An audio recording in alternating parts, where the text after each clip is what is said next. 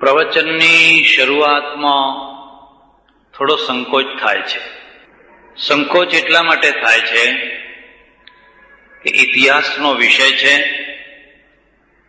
મારી પોતાની ક્ષમતા ઘણી ઓછી છે અને આ વિષય આળો વિષય છે. આળા વિષયની ચર્ચા કરતા થોડીક ઝીઝક રહેતી હોય છે. મારું એવું માનવું છે કે 3 ક્ષેત્રો લાગણી મુક્ત હોવા જોઈએ: દર્શન, સાયન્સ અને ઇતિહાસ. આ 3 ક્ષેત્રોમાં જો લાગણીનો પ્રવેશ થાય અને એ પણ પ્રચુર લાગણીનો પ્રવેશ થાય તો તમે ત્રણેયને અન્યાય કરો અને અન્યાયનું બુમરેંગ અંતે તો તમને જ વાગે. તમે દાર્શનિક ચર્ચા કરવા બેઠા હો, દાર્શનિક ચર્ચા એટલે સત્યની શોધ, ત્યારે જો તમે લાગણી પ્રધાન બની ગયા હો તો તમે દર્શનનું ચિંતન ન કરી શકો. તમે સાયન્સ લઈને બેઠા હો, પછી ગુલાબનું ફૂલ તમારા બગીચાનું હોય કે દુશ્મનના બગીચાનું હોય, પ્રયોગશાળા એ ગુલાબના ફૂલમાં કોઈ ભેદ નથી કરતી. પણ જો પ્રયોગશાળા એ ભેદ કરવા માંડે કે આ તો દુશ્મનના બગીચાનું ફૂલ છે, માટે એનું પરિણામ કંઈક જુદું જ આપણે બતાવવું જોઈએ, તો એ સાયન્સ ના રહે, વિજ્ઞાન ના રહે. એવી જ રીતે ઇતિહાસ એક એવો વિષય છે જેમાં તમારે ભૂતકાળના સત્યોને, તથ્યોને તપાસવાના છે. અને આ સત્યો ઘણીવાર તમારા માટે આનંદદાયી હોય તો ઘણીવાર દુઃખદાયી, ક્લેશદાયી પણ. ઘણીવાર લોકો એવું માનતા હોય છે ઇતિહાસ જેવો હોય, જેમ હોય એવો ને એવો લોકો પાસે રાખવો જોઈએ. ત્યારે કેટલાક લોકો એવું માને કે નહીં, લોકો પાસે એ ઘટનાને એવી રીતે રજૂ કરો કે જેથી લોકોની અંદર આઘાતનું વલણ ન હોય, એમાં ગૌરવનું વલણ આવે, હીનતાની ભાવના એનામાં જાગે. જ્યાં તમારા મનમાં એક આવૃત્તિ પેદા થઈ મારે ઇતિહાસ લોકોને ગૌરવ વધારવા માટે જ કહેવો છે, ત્યારે ઇતિહાસ મટી જાય છે. પછી એ કાવ્ય બને છે. ઇતિહાસ અને કાવ્ય બે અલગ વસ્તુ છે. તમે કોઈ કાવ્ય રચો, મહાકાવ્ય રચો, એમાં રસ નિષ્પત્તિ કરો, જુદા જુદા રસો લાવો, કાવ્ય જુદી વસ્તુ છે, ઇતિહાસ જુદી વસ્તુ છે. ત્યારે ઘણા લોકો એવું માને છે કે ઇતિહાસ એવી રીતે લખાવો જોઈએ જેના કારણે વર્તમાન જે પ્રજા છે એ પ્રજાના અંદર કોઈ પ્રકારની વિસંવાદિતા ઉભી ના થાય, કોઈને ખોટું ના લાગે, કોઈને દુઃખ ના થાય. દાખલા તરીકે ઔરંગઝેબને જનૂની નહીં બતાવવાનું. ઔરંગઝેબ બહુ ધર્મ જનૂની હતો એવું નહીં બતાવવાનું, કારણ કે એવું બતાવશો તો અમુક લોકોને દુઃખ થશે. એટલે દુઃખ ના થાય માટે એ શબ્દ હટાવી દેવાનો. ઇતિહાસની આ પૂર્વ શરતો સત્યના વિરુદ્ધમાં જઈને ઉભી રહેતી હોય છે. એટલે મારે જે કંઈ કહેવાનું છે એ કહેતા પહેલા થોડો સંકોચ થઈ રહ્યો છે. હું તમને રાજી કરવા બોલું, તમારો જય જયકાર કરવાની વાતો તમને સંભળાવું, કે તમારા કાનમાં તમરા બોલી જાય, તમતમાટ થઈ જાય અને તમે મનમાં ને મનમાં નક્કી કરો કે હવે ફરી કોઈ દિવસ આ સ્વામીજીને નહીં બોલાવાના, એવું બોલું એટલે સંકોચ થઈ રહ્યો છે. મુદ્દા ઉપર આવો. દુનિયાની પ્રજાઓને અભિગમની રીતે તમે 3 ભાગમાં વહેંચી શકો. અભિગમની દૃષ્ટિ, એક પ્રજા સંસ્કૃતિ પ્રધાન, બીજી પ્રજા સૈનિક પ્રધાન, ત્રીજી પ્રજા સાયન્સ પ્રધાન. આ 3 રીતે તમે દુનિયાની પ્રજાના ભેદ કરી શકો. જે પ્રજા સંસ્કૃતિ પ્રધાન હોય છે એ દુનિયાને સંસ્કાર આપે છે. તમારે જો સંસ્કારનું ભાથું જોઈતું હોય તો સંસ્કૃતિ પ્રધાન પ્રજા પાસેથી તમે મેળવી શકો. પ્રસિદ્ધ ઘટના તમે જાણતા હશો, શિવાજીને એક રૂપની અંબાર એવી એક સ્ત્રી અર્પણ કરવામાં આવી, અને જયારે દરબારમાં એ સ્ત્રીને ઊભી કરવામાં આવી, અત્યંત રૂપાળી સ્ત્રી, ત્યારે શિવાજી આ શબ્દો કહેલા, જો હું આના પેટે જન્મ્યો હોત તો કેટલો રૂપાળો હોત. આ સંસ્કાર છે, આ સંસ્કૃતિ છે. એક પ્રજા જે સંસ્કૃતિ પ્રધાન પ્રજા છે, એક બીજી પ્રજા જે સૈનિક પ્રધાન છે, જેના મૂળ અભિગમમાં સૈનિક દૃષ્ટિ છે. અને સૈનિક દૃષ્ટિમાં શસ્ત્રો, આક્રમણ, યુદ્ધ, વ્યૂહ, રાજ્ય, મહત્વાકાંક્ષા બધા પાસા એના સાથે જોડાયેલા છે. મારી દૃષ્ટિએ મુસ્લિમ પ્રજા સૈનિક પ્રજા છે, સૈનિક પ્રધાન પ્રજા છે. મોહમ્મદ પેગમ્બરના અવસાન પછી ખલીફાઓના હાથમાં જે રાજ્ય આવ્યું, 100 વર્ષના ટૂંકા ગાળામાં, માત્ર 100 વર્ષમાં ઠેઠ સ્પેન સુધીના પ્રદેશો જીતી ગયા. અરબસ્તાનથી માંડીને પશ્ચિમમાં ઠેઠ સ્પેન સુધીના પ્રદેશો જીતી ગયા. એક પછી એક, એક પછી એક, એક પછી એક. એ પ્રદેશોને જીતવામાં ધર્મ આડે ના આવ્યો, સંસ્કૃતિ આડે ના આવી, અધ્યાત્મ આડે ના આવ્યું, ઉલટાનું પૂરક બન્યું. પછી એ પૂર્વ તરફ વળ્યા, ઈરાનને લીધું, સિંધમાં આવ્યા, સિંધમાંથી સૌરાષ્ટ્રમાં આવ્યા, અને આજે ઠેઠ ફિલિપાઇન સુધી પહોંચ્યા છે. પણ મારી તમને ખાસ ભલામણ છે, એક ઐતિહાસિક રીતે તમે વિચાર કરજો કે આ એક અવિકસિત પ્રજા, એટલે પૂરી વિકસિત ન હોય એવી પ્રજા માત્ર 100 વર્ષમાં આટલા વિજયો કેમ કરી શકે? અને એ પછી પશ્ચિમ તરફ, પૂર્વ તરફ પણ એ પ્રજા કેમ ધસારો કરી શકે? કારણ કે એનો અભિગમ છે ને સૈનિક અભિગમ છે.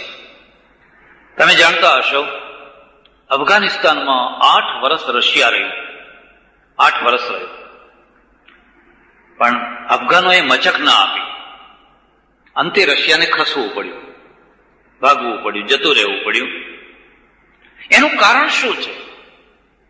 એનું કારણ છે અફઘાન પ્રજાના લોહીમાં રહેલી સૈનિક વૃત્તિ. 10 વર્ષનો, 12 વર્ષનો અફઘાન છોકરો, એની મહત્વાકાંક્ષા બંદૂક છે. બસ એ ઈચ્છા રાખે છે કે મારા ખંભા ઉપર બંદૂક ક્યારે હશે, હું ક્યારે બંદૂક મેળવીશ. આ એની મહત્વાકાંક્ષા, આ એનો અભિગમ છે. આપણો અભિગમ શું છે? સોનાનો શું ભાવ ચાલે છે? કઈ બેંક વધારે વ્યાજ આપે છે? કઈ શેરોના કયા ભાવ ચાલે છે? તમે કોઈ દિવસ બંદૂકના ભાવ પૂછો છો? પકડતા આવડે છે કે અહીંથી પકડાય કે અહીંથી પકડાય કે કેવી રીતે ફોડાય? કે હું વર્ષોથી અધ્યાત્મની સાથે સાથે પ્રજામાં શૌર્યની વૃત્તિ જાગે, સૈનિક વૃત્તિ જાગે, એના પ્રયત્ન કરું છું. મેં ઉત્તર ગુજરાતમાં અમારે એક પાટીદારનું ગામ, અને બધાને લોકોને કહ્યું કે હવે તમે ક્યાં સુધી માર ખાખા કરશો? ગામમાં 2 તો હથિયાર રાખો, સારા 2-3 તો હથિયાર રાખો. પછી મારી કઈ અસર જામી ગઈ, પ્રભાવ પડ્યો. એક માણસ બંદૂક લઈ આવ્યો, એટલે કારતૂસ ભરવાનું, ને મને આનંદ થયો, ચાલો આ ગામમાં એક તો નીકળ્યો. પછી હું તો બીજા ગામ ગયો, 2-3 વર્ષે ફરીને પાછો એ ગામમાં આવ્યો. ત્યારે મેં પેપરમાં વાંચેલું કે એ ગામ ઉપર ધાડપાડુઓ ત્રાટકેલા. તો મેં બધા લોકો ભેગા થયેલા ત્યારે પૂછ્યું, મેં પેપરમાં વાંચેલું કે તમારા ગામ ઉપર ધાડપાડુઓ ત્રાટકેલા. મને કે હા બાપજી, ખરી વાત. એમ કે ઓચિંતાના આવેલા, પણ કે એ તો ભગવાને બુદ્ધિ સારી સુજાડી, તે મેં જલ્દી જઈને બંદૂકને 4માં ખોસી દીધી. ઘાસ ભરેલું ને ઘાસમાં ખોસી દીધી, નહીં તો એ લઈ જાતે. તો મેં કહ્યું કે આ બંદૂક ઘાસમાં ખોસી દેવા માટે તે ખરીદેલી? એ વખતે 2 ભડાકા તો કરવા હતા ને. પણ હું નિરાશ નથી થતો. આ પહેલી પેઢી છે, અને પહેલી પેઢી પાસે આટલી જ અપેક્ષા છે. હજુ તો બીજી પેઢી આવશે, ત્રીજી પેઢી આવશે, અને એ ત્રીજી પેઢી જરૂર ભડાકા કરતી થશે. આ તો પહેલી પેઢી છે. સદીઓથી, સેંકડો પેઢીઓથી જેને કદી શસ્ત્ર પકડ્યું જ નથી, એની પાસે રાતોરાત તમે કેવી રીતે અપેક્ષા રાખો કે તમે ગુરખાની માફક કે શીખની માફક ધડાધડ ફડાકા બોલાવો, 10 લાશો પાડી દો, એવી કેવી રીતે અપેક્ષા રાખો? એની તાકાત. કારણ કે પ્રજામાં સૈનિક અભિગમ નથી. જો રશિયા ભારતમાં પેઠું હોત, અને મારી ધારણા હતી કે અફઘાનિસ્તાનમાં જો એ સફળ થાય તો એને ભારતમાં જરૂર પેસવાનું જ હતું. પણ અફઘાનિસ્તાનની નિષ્ફળતાએ ભારતને બચાવી દીધું. પણ ભારતમાં જો એ પેઠું હોત તો એને 8 વર્ષ સુધી લડવું ના પડ્યું હોત. ભારતની પ્રજાએ શકો સાથે સમાધાન કર્યું, સિથિયોનો સાથે કર્યું, હુણો સાથે કર્યું. જે પ્રજા બહારની આવી એ બધાના સાથે સમાધાન કરી લીધું.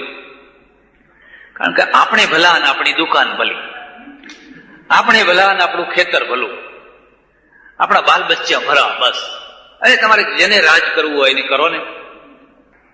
એટલે એક સૈનિક પ્રજા હોય છે, અને સૈનિક પ્રજા છે એના ચિંતનના મુખ્ય કેન્દ્રમાં શસ્ત્રો, સેનાપતિઓ, અશ્વો, વાહનો, આક્રમણ, આ બધું એના મગજમાં રહ્યા કરતું હોય છે. એક ત્રીજી પ્રજા છે, અને સાયન્સ પ્રધાન છે. સાયન્સ પ્રધાન એ રીતે મુસ્લિમો સૈનિક પ્રધાન રહ્યા, સાયન્સ પ્રધાન ન થઈ શક્યા. સાયન્સ પ્રધાન ન થઈ શક્યા એટલે એ પશ્ચિમના આગળ ટકી ન શક્યા. હિન્દુઓને જીતી લીધા એમણે બહુ સરળતાથી. કારણ કે હિન્દુઓ સંસ્કૃતિ પ્રધાન હતા, સૈનિક પ્રધાન નતા. તમને કદાચ નવાઈ લાગશે, અને મારી તમને ભલામણ છે, બને તો મારું એક પુસ્તક છે વર્ણ વ્યવસ્થા ઉપર, તમે જરૂર વાંચજો. તમારી પાસે 6% ક્ષત્રિયો, બસ આ તમારા યોદ્ધા, 6% ક્ષત્રિયો. એટલે આજે જે ક્ષત્રિયો બધા એમાં ઘણા ઉમેરાયા છે એ નહીં, જેને અસલ દરબારો કહેવાય.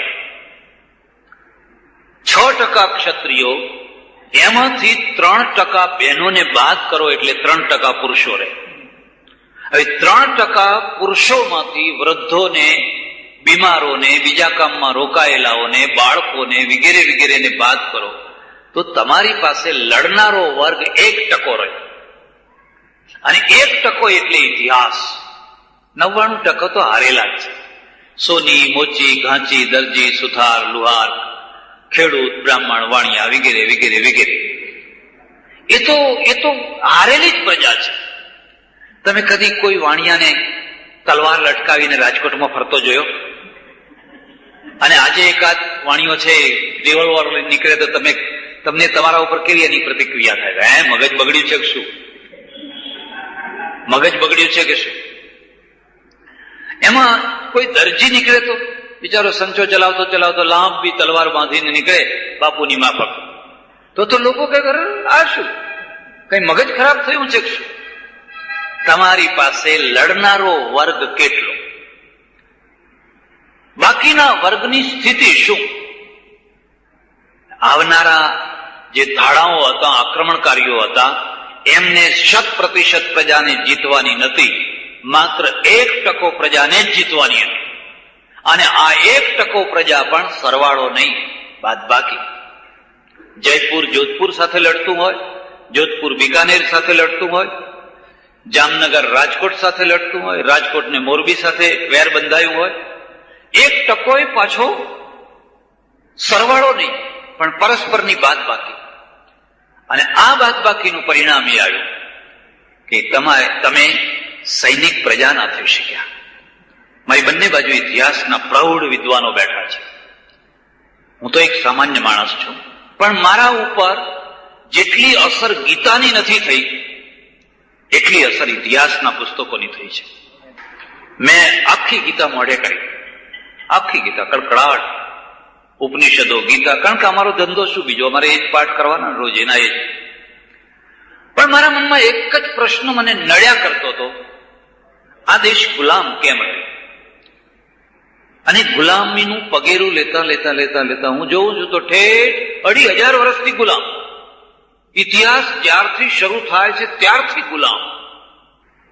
જ્યારથી ઇતિહાસ શરૂ થાય છે એમાં ગુજરાત સૌરાષ્ટ્રની તો વાત જ જવા દો. ચંદ્રગુપ્ત જયારે પાટલીપુત્ર ઉપર રાજ કરતો હતો ત્યારે તમારા ઉપર તો ગુપ્તોનું જ રાજ, મૌર્યનું જ રાજ હતું, ગુપ્તોનું જ રાજ્ય હતું.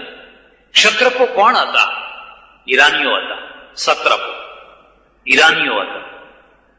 અને એ બધા સૌરાષ્ટ્ર ઉપર, પછી એ દ્વારકા નગરી રાજધાની હોય, ગિરિનગર જુનાગઢ રાજધાની હોય કે વલ્લભીની રાજધાની હોય, મૈત્રકો પણ કોણ હતા?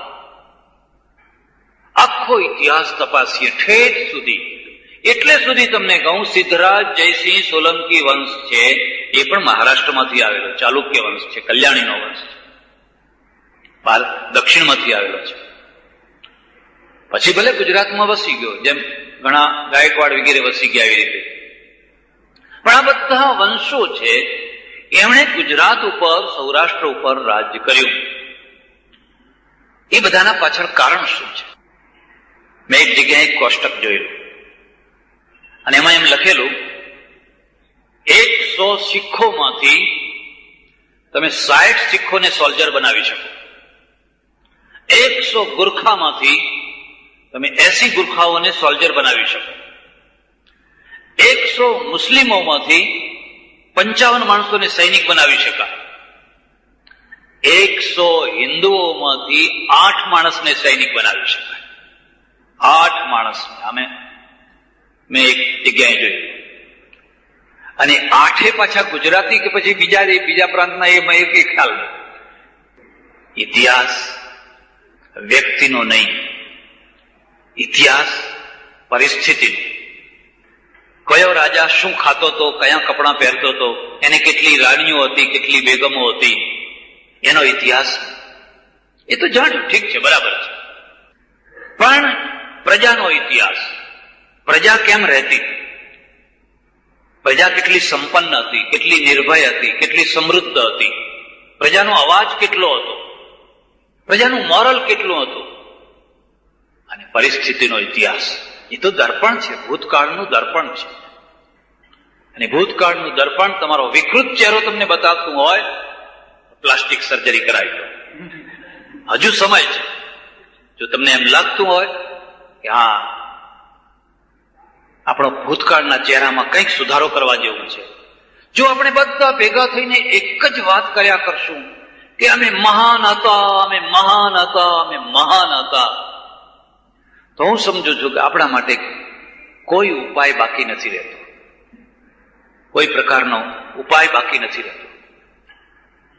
બીજી વાત, એટલે પહેલામાં પહેલી વસ્તુ છે, તમારી સમાજ વ્યવસ્થા તમને સૈનિક અભિગમની પ્રેરણા આપતી નથી.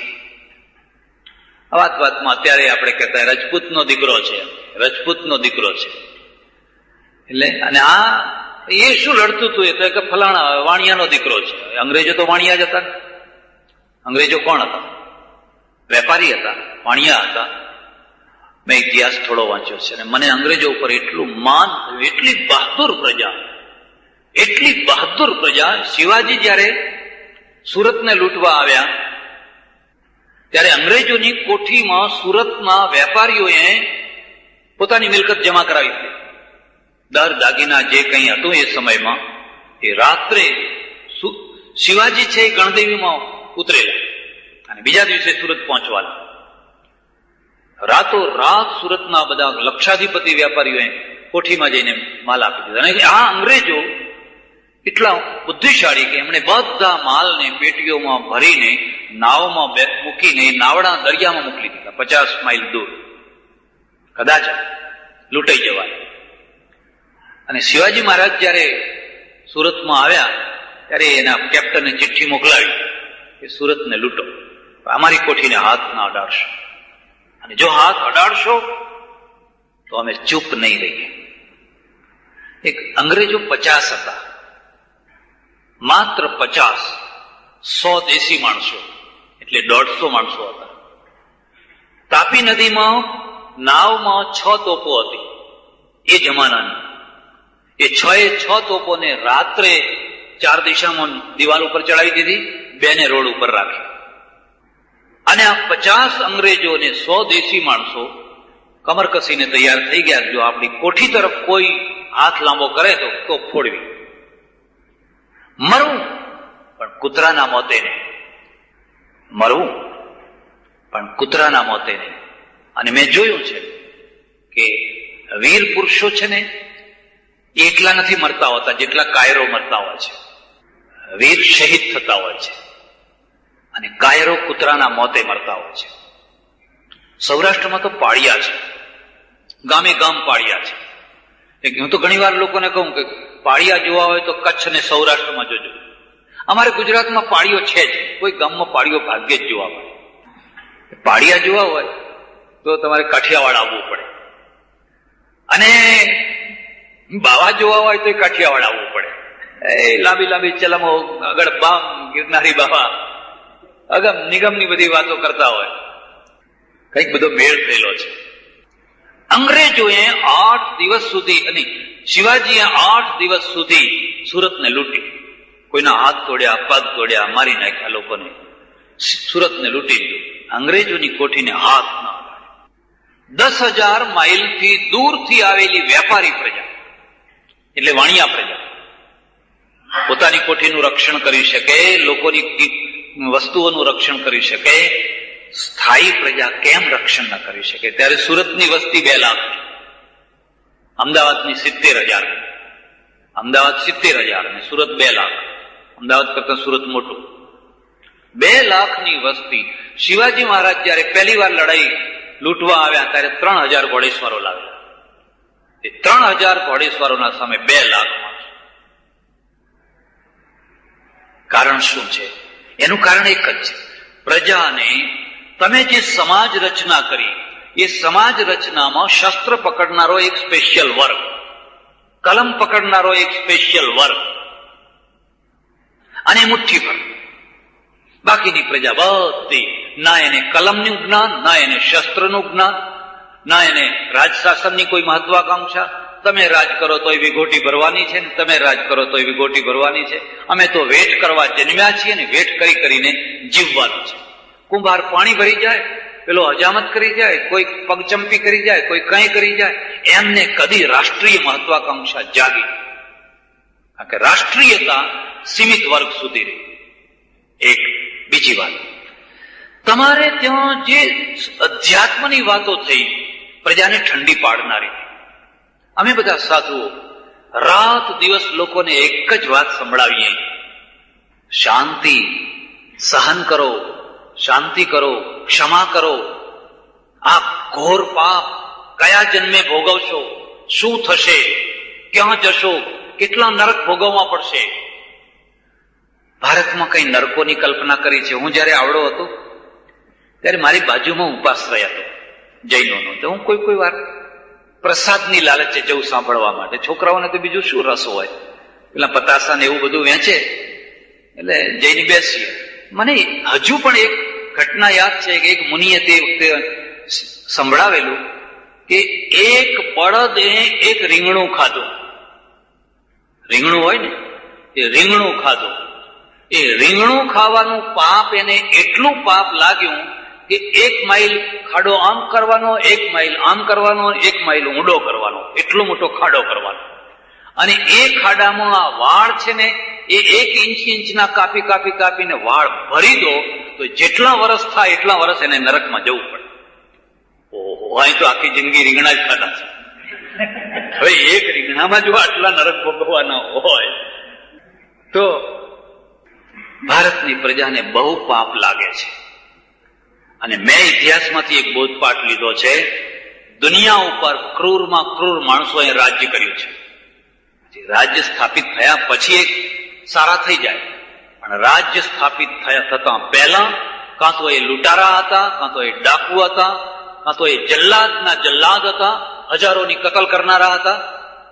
તમે એકનો ઇતિહાસ લઈ લેશો અને એમનો નખ વાંકો નથી થયો, એમનો એક નખ તૂટ્યો નથી. ઔરંગઝેબે 90 વર્ષની ઉંમર સુધી રાજ્ય કર્યું. 90 વર્ષની ઉંમર સુધી રાજ્ય કર્યું. કર્મ બધા આપણને જ ભોગવવાના આવે. લોકોને બીવડાયા જ કરીએ. ગો આટલું આમ થાય તો આટલા પાપ લાગે ને આટલું આમ થાય તો આટલું પાપ લાગે. હું ઘણી વાર કહું કે આ વિકણ પ્રજાને તમે વધારે વિકણ બનાવી છે. એટલી વિકણ પ્રજા છે ને વધારે વિકણ બનાવી છે. મારા પુસ્તકમાં મેં એક દાખલો આપ્યો છે અને હું આ દાખલો અહીં ફરી આપું. હું તમારો થોડો ટાઈમ લઉં તો તમને વાંધો નથી? 1962 જે યુદ્ધ થયું ચાઇના સાથે, ભારત હાર્યું, ભોળી રીતે હાર્યું. આવડો મોટો દેશ આવી રીતે હારે. હારવાનું હોય એનો કોઈ સવાલ નથી, હારવું પડે, પણ હારવાના પ્રકાર છે. સમસમી ઉઠેલો અને મને થોડો એમાં રસ. હું કાશીથી દિલ્હી જાઉં સ્લીપિંગ કોચમાં. સવાર થયું, કાનપુર કે લખનઉ એવું કંઈક આવ્યું. મેં જોયું તો હું છું ને બીજા 3-4 સૈનિકો છે. એટલે અમે બધા બેઠા. પેલા ચા મંગાવી, છોકરું ફરતું હોય, ચા પીધી. અને પછી પૈસા ના આપવા પડે એટલા માટે રકાબીઓ ના આપે. હું સમજી ગયો આની દાનત છે પૈસા આપવા.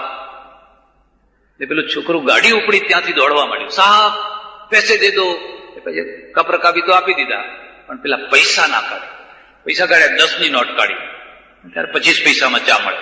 છૂટે લાવ, ચિલ્લર લાવ, ચિલ્લર લાવ. હવે પેલું છોકરું ક્યાંથી ચિલ્લર આપે? મેં જોયું ગાડી સ્પીડમાં આવી ગઈ છે. આ છોકરું બિચારું પૈસા વિનાનું રહી જશે. પેલાને રાખવું છે એટલે 10ની નોટ કાઢી છે. મારા ગજવામાં હાથ નાખ્યો, ઝટ લઈને 2 રૂપિયાની નોટ નીકળી. મેં એના હાથમાં પકડાઈ દીધી, જાઓ લઈ જાઓ. એટલે પેલા સૈનિકો હતા ને જે 10 રૂપિયાની નોટ વાળો મારા સામે જોઈ મને કહે, સ્વામીજી આપને ક્यों दे दिए? मैंने कहा कोई बात नहीं, अब आपसे ले ले.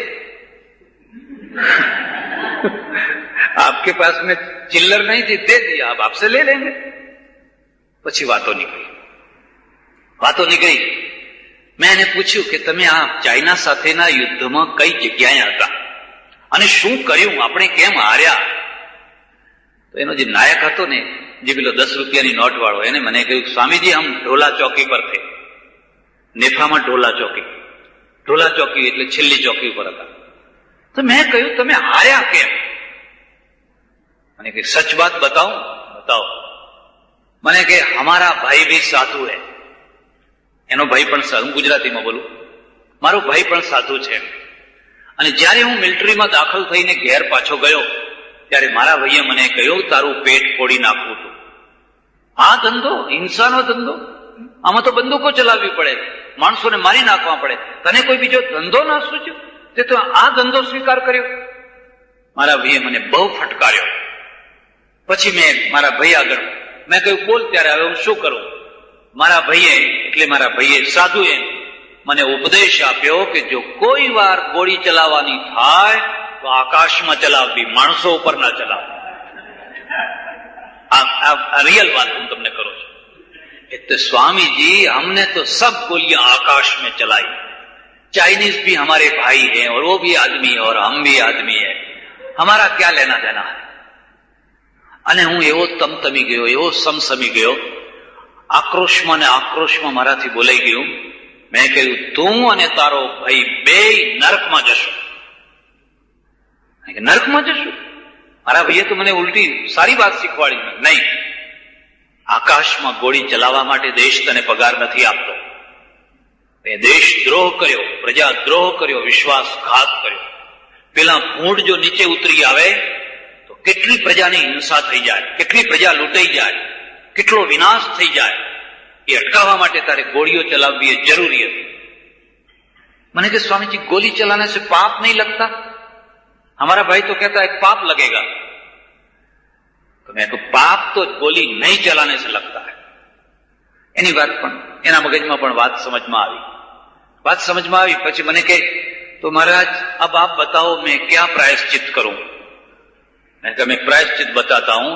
जो ફરી જ્યારે કોઈ જગ્યાએ યુદ્ધ થાય અને તારે યુદ્ધમાં જવાનું થાય તો બાજુના સૈનિકો જેટલી ગોળીઓ ચલાવે એના કરતા તો 4 ગણી ગોળીઓ ચલાવજે. તો 4 ગણા દુશ્મનોને મારજે. પાપ લાગે તો મારા ઉપર. નરકમાં જવું પડશે તો તારાવતી હું જઈશ. અહીં અમારે જીવતું નરક ઉભું નથી કરવું. પેલા નરકથી બચવા માટે અહીં જીવતું નરક ઉભું નથી કરવું. મારા ઓળખીતા એક સજ્જન છે, મેં એમને આ વાત કરી એ મારે આવો ઉપદેશ આપવો પડ્યો. અરે મને કે તમને બીજું બધું ઠીક છે, પણ તમે એમ કર્યું 4 ગણી ગોળીઓ ચલાવજે, એવું તમે કહ્યું? તમને ભયંકર પાપ લાગે. મેં કહ્યું મને પાપ તો ભલે લાગ્યા જ કરતો હોય, એક વાર તો આ પ્રજાને પાપના ભયમાંથી છોડાવી દેવાની છે. કારણ કે લાંચ લેતા એને પાપ લાગતું નથી, વ્યાજ ખાતા પાપ લાગતું નથી, ભેળસેળ કરતા પાપ લાગતું નથી. હવે રીંગણા જ ખાવામાં પાપ લાગતું હોય તો હું હવે જવા દો ને એક તરફ. જ્યાં ખરું પાપ છે ત્યાં તો કોઈને લાગતું જ નથી. મેં કહ્યું તમને ખબર નથી, તમારે ત્યાં એક કાલિકાચાર્ય સુરી થયા. ઇતિહાસના સંદર્ભમાં વાત કરું છું. ગુજરાતના ઇતિહાસમાં તમારે 3 વ્યક્તિઓને યાદ રાખવા જોઈએ: કાલિકાચાર્ય, કાકુ વાણિયો અને માધવ મંત્રી. આ 3 માણસોને તમારે જરૂર યાદ રાખવા જોઈએ. કાલિકાચાર્ય છે, એમના બેન સાધ્વી હતા, અને સાધ્વી બેનનું અપહરણ રાજાએ કર્યું, માળવાના રાજાએ. કોઈ એને અપહરણ કહે છે, કોઈ એને પ્રેમ કિસ્સો કહે છે, જે હોય તે. એ સાધ્વી મટીને રાજાની પત્ની થઈ. કાલિકાચાર્યને લાગી આવી. એમણે શ્રાવકોને ભેગા કર્યા અને શ્રાવકો કહે હવે આપણે શું કરવું, હવે આપણી મર્યાદા નહીં રહી, હવે આપણે કરવું શું? અઠ્ઠાઈ કરશો, હડતાલ પાડશો, અને હડતાલ પાડ્યા સિવાય બીજું તમને આવડે છે શું? અને હડતાલનો હવે કોઈ પ્રભાવ છે ખરો? કોઈ હડતાલની હવે કોઈ અસર નહીં. એક ટાઈમ હતો એ પાકી પડતી એટલે મોટી મોટી સલ્તનતો ધ્રુજી ઉઠતી. આજે તો હડતાલની કોઈ અસર જ નથી. તમે કરશો શું? ત્યારે કાલિકાચાર્ય કહ્યું, શ્રાવકો ઉઠો, ઉભા થાઓ અને રાજાનું ચામડું ખેંચી નાખો. આ તમારા જૈન સાધુએ આપેલો ઉપદેશ છે. પણ રાજાને કશું કરી શકાયું નહીં. વર્ષો વીતવા લાગ્યા તો આ કાલિકાચાર્યજી ઈરાન ગયા અને ઈરાન જઈને 91 શક સરદારોને બોલાવી. 91 શકોનું આગમન કાલિકાચાર્યના દ્વારા. માળવા ઉપર આક્રમણ થયું, રાજા મરાયો. પેલી બાઈને તો 2-3 બાળકો થઈ ગયેલા. બાઈને ફરી પાછી સાધ્વી બનાવી અને આ વાત પૂરી થઈ ગઈ. શકોનું આક્રમણ ગુજરાતમાં પહેલી વાર. બીજી વાર વલ્લભીની જાહો જલાલી, એટલે એટલી મોટી જાહો જલાલી. દ્વારકા પછી ગિરિનગર, ગિરિનગર પછી વલ્લભી, વલ્લભી પછી પાટણ, જો કે ભીનમાળ પણ ખરું. પાટણ પછી અમદાવાદ, અમદાવાદ પછી ગાંધીનગર. તો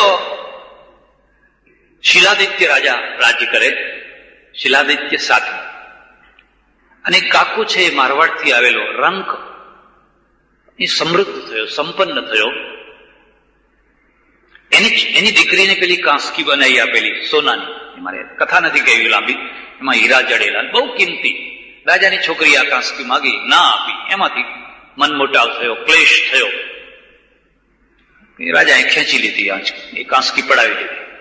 આ વેરને વારવા માટે કાકુ છે એ સિંધમાં ગયો. અને સિંધમાં ત્યારે આરબ સત્તા જામી ગઈ. સિંધનો જે સુબેદાર હતો ખલીફાનો, એનું નામ જુનેદ. અને જુનેદને મળ્યો અને વલ્લભીના વખાણ કર્યા કે વલ્લભી તો ઓહો સમૃદ્ધ છે, પૈસો જોઈતો હોય તો વલ્લભી ચડી આવો. અને જુનેદે વલ્લભી ઉપર આક્રમણ કર્યું, વલ્લભીનો નાશ કરી નાખ્યો. શિલાદિત્ય મરાયો, આખો વંશ સમાપ્ત થઈ ગયો અને વલ્લભીનો નાશ થયો. આ બીજી ઘટના. એટલે આરબોને લાવ્યા આપણે આ રીતે, શકોને લાવ્યા આપણે. પછી પાટણમાં કરણ કહેલો, એનો કંઈક આચરણ સારા નહીં, સ્વાભાવિક છે. એનાથી કંઈક માધવ મંત્રીની ભાભી સાથે કે એની પત્ની સાથે, કોઈ એના કુટુંબના કોઈ એક માણસ બેન સાથે કંઈક દુર્વ્યવહાર થયો. અને આ દુર્વ્યવહારનો બદલો લેવા માટે અલાઉદ્દીન ખિલજી પાસે ગયો. અને અલાઉદ્દીન ખિલજીને ઉશ્કેર્યો કે તમે ગુજરાત ઉપર આક્રમણ કરો. ગુજરાત તો પૈસેથી ભરપૂર છે અલાઉદ્દીન ખિલજીએ પોતાના ભાઈને ઉલુગ ખાનને લશ્કર લઈને મોકલ્યો. અને ઉલુગ ખાન, હું તમને ભલામણ કરું છું, એક કાનડદે રાસો છે. કાનડદે રાસો છે, કાવ્ય છે, પણ એમાં ઇતિહાસનું તત્વ પણ છે. એ કાનડદે ઉલુગ ખાનના લશ્કરને ગુજરાતમાં આવવા માટે જગ્યા ના આપી. લશ્કરને નહીં જવા દે એટલે એને માળવા ફરીને ગુજરાતમાં આવ્યો. રુદ્રમાળ તોડ્યો, સિદ્ધપુરનો રુદ્રમાળ તોડ્યો, અને સોમનાથના મંદિરને બીજી કે ત્રીજી વાર તોડ્યું. મહમ્મદ ગજનીના તોડ્યા પછી જે સોમનાથનું મંદિર થયેલું એ બીજી કે ત્રીજી વાર તોડવામાં આવ્યું. આખું ગુજરાત ધમરોડી નાખ્યું. કાનડદે રાસામાં લખેલી છે વાત કે એણે 9 લાખ સ્ત્રી પુરુષોને પકડ્યા ગુલામ. કદાચ આંકડો અતિરંજિત હોય, પણ એટલું નક્કી છે એ જમાનો ગુલામો પકડવાનો જમાનો હતો. અને દિલ્હીમાં ગુલામો વેચાતા. અલાઉદ્દીન ખિલજીના સમયમાં કયા ગુલામની કેટલી કિંમત હતી એ તમે ઇતિહાસમાં જોઈ શકો છો કે તમારે કામવાળી જોઈએ સ્ત્રી તો એની આટલી કિંમત, બીજા ઉપયોગ માટે જોઈએ તો આટલી કિંમત, પુરુષની આટલી કિંમત, ફલાણાની આટલી કિંમત. એ 9 લાખ ને બાંધેલા તો દોરડાથી નહીં બાંધેલા. જે પશુઓ મરી જતા એની વાધરીઓથી બાંધેલા. એટલે કમાયા વિનાની વાધરીઓ, એટલે તલવાર જેવી કડું કાપતી. એક એક સિપાહીએ 50 જે ગુલામ પકડેલા માણસો. અને કોણ એ ગુલામમાં? નગર શેઠની પત્ની, નગર શેઠની કન્યાઓ, જેના પગની પાણી કોઈએ ના જોઈ હોય એવી સારા સારા ઘરની સ્ત્રીઓ બધી પકડાયેલી. ને ઘોડાના પાછળ, જીનના પાછળ એ બધી વાદરીઓ ભેગી કરીને બાંધવાની. પાછળ એક બીજો ઘોડાવાળો ચાબુક મારતો હોય, આ ઘોડો દોડ ચાલતું હોય. રાજસ્થાનમાં પીવાનું પાણી ના મળે, તડકો, બળતી રેતી, એમાં જે મરી જાય એને ફેંકી દેવાય. એ કાનડદે રાસામાં વિલાપ લખ્યો છે આ 9 લાખ ગુલામોનો. અમને છોડાવો, અમને કોઈ છોડાવે, અમને કોઈ છોડાવે. પછી કાનડદે સાથે યુદ્ધ થયું. કાનડદે હાર્યો, મરાયો, પણ આ લોકોને છોડાયા. એ બધી લાંબી વાત છે, પણ મુદ્દો આ છે. એમાંથી ત્રણ ઘટનાઓમાંથી 3 બોધપાઠ તમે લેજો. ધાર્મિક લાગણીઓ રાષ્ટ્રીય હિત કરતા ઊંચી છે, અને આજે પણ એ જ વાત છે. રાષ્ટ્રીય હિત કરતા ધાર્મિક લાગણીઓ આપણા પાસે ઘણી ઊંચી છે. એટલે મારી મસ્જિદને આંચ આવતી હોય, મારા મંદિરને આંચ આવતી હોય, મારી ગાયને આંચ આવતી હોય, કે કોઈ એવી આંચ આવતી હોય તો રાષ્ટ્ર પડ્યું ખાડા. રાષ્ટ્રીય હિતો ગૌણ બની જતા હોય છે. આ દેશમાં રહેનારી પ્રજાની આ ખાસિયત છે. અને અંગ્રેજોએ જોયું 1857ના બળવા પછી કે જો ભારતમાં રાજ્ય કરવું હોય તો એમને એમની રીતે જીવવા દો, એમના ધર્મમાં દખલ ન કરો. નહીં તો આ પ્રજા, એને રોટલો નહીં આપો તો ચાલશે, એને નોકરી નહીં આપો, એને ખાવાનું નહીં આપો, એને ફલાણું નહીં આપો, એ કશું નહીં કરે. પણ જો એના ધર્મમાં છેડછાડ કરીને તો પછી આ પ્રજાના ઉપર રાજ્ય નહીં કરી શકાય.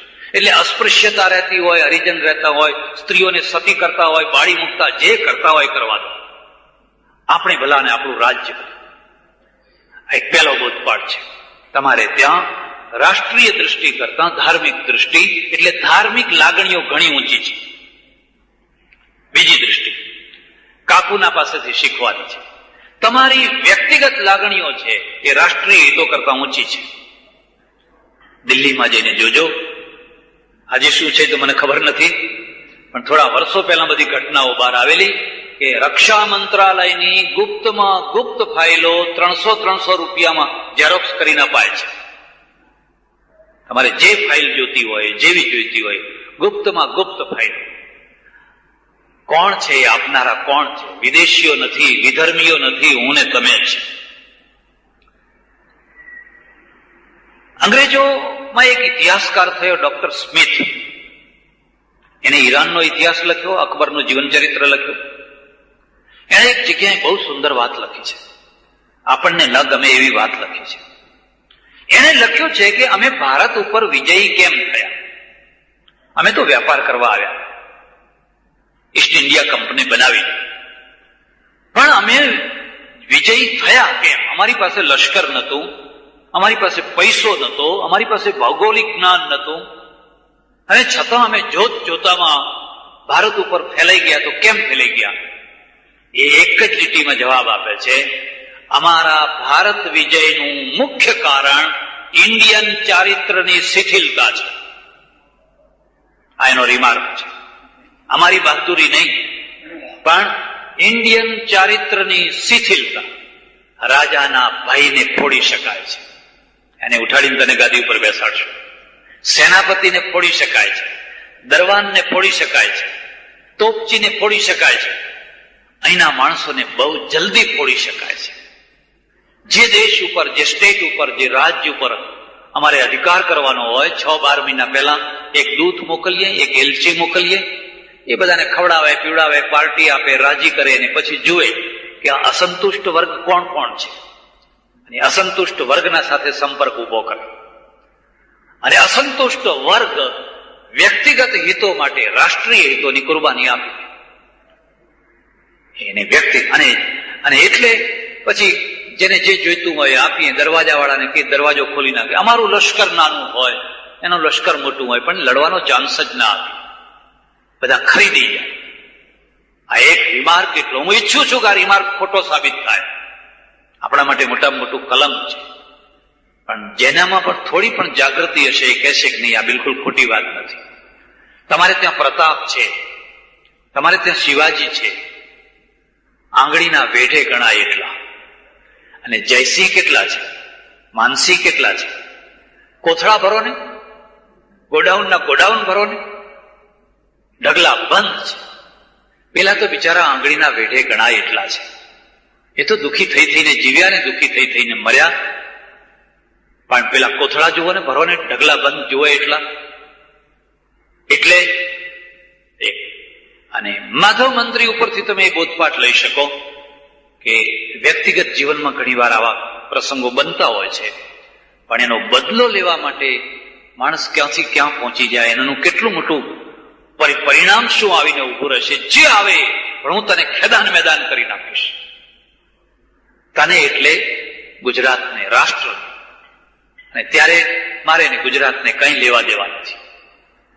એટલે ઇતિહાસમાંથી આ બોધપાઠ લેવાનો છે. એક બીજી વાત, ભારતનો ઇતિહાસ અને એમાં પણ ગુજરાતના ઇતિહાસમાં કેટલીક બાબતો આપણને ખૂબ સારી રીતે ચમકાવે એવી છે. તમે સૌરાષ્ટ્રના રજવાડાઓનું મિલિટરી છે, એ મિલિટરીને તપાસો. રાજકોટની, જામનગરની, ભાવનગરની. કોણ છે એમાં? આરબો છે, બલુચો છે, પઠાણો છે. ક્યાં તમારા અહીંના રજપૂતો ક્યાં ગયા? અહીં તો બધા રજપૂતો છે ને, પણ તમે એક કે એકની મિલિટરી, ગાયકવાડની મિલિટરી જુઓ. ગાયકવાડનો જે લશ્કરનો જે વડો હતો ને, દોસ્ત મોહમ્મદ એવું કંઈક નામ હતું. હા, એવું કંઈક હતું નામ. આ બધા રજવાડાઓમાં જે સેના છે ને, એ સેના કાં તો સિંધીઓની છે, કાં તો બલુચોની છે. અને આરબોની સેના હોય એ ગૌરવ કહે છે, અમારી પાસે આરબોની ફોજ છે. મરાઠાઓ પાસે, પેશવાઓ પાસે, બધાના પાસે આરબોની ફોજ છે. કેમ? કારણ કે તમારી પાસે સૈનિકોનો હંમેશા તોટો રહ્યો છે. એક તો વર્ણ વ્યવસ્થાએ સૈનિકોનો તોટો ઉભો કર્યો. બીજી તરફ જે ભારતનું અધ્યાત્મ હતું, અહીંયા બહુ સરળતાથી માણસને સાધુ બનાવી શકાય છે.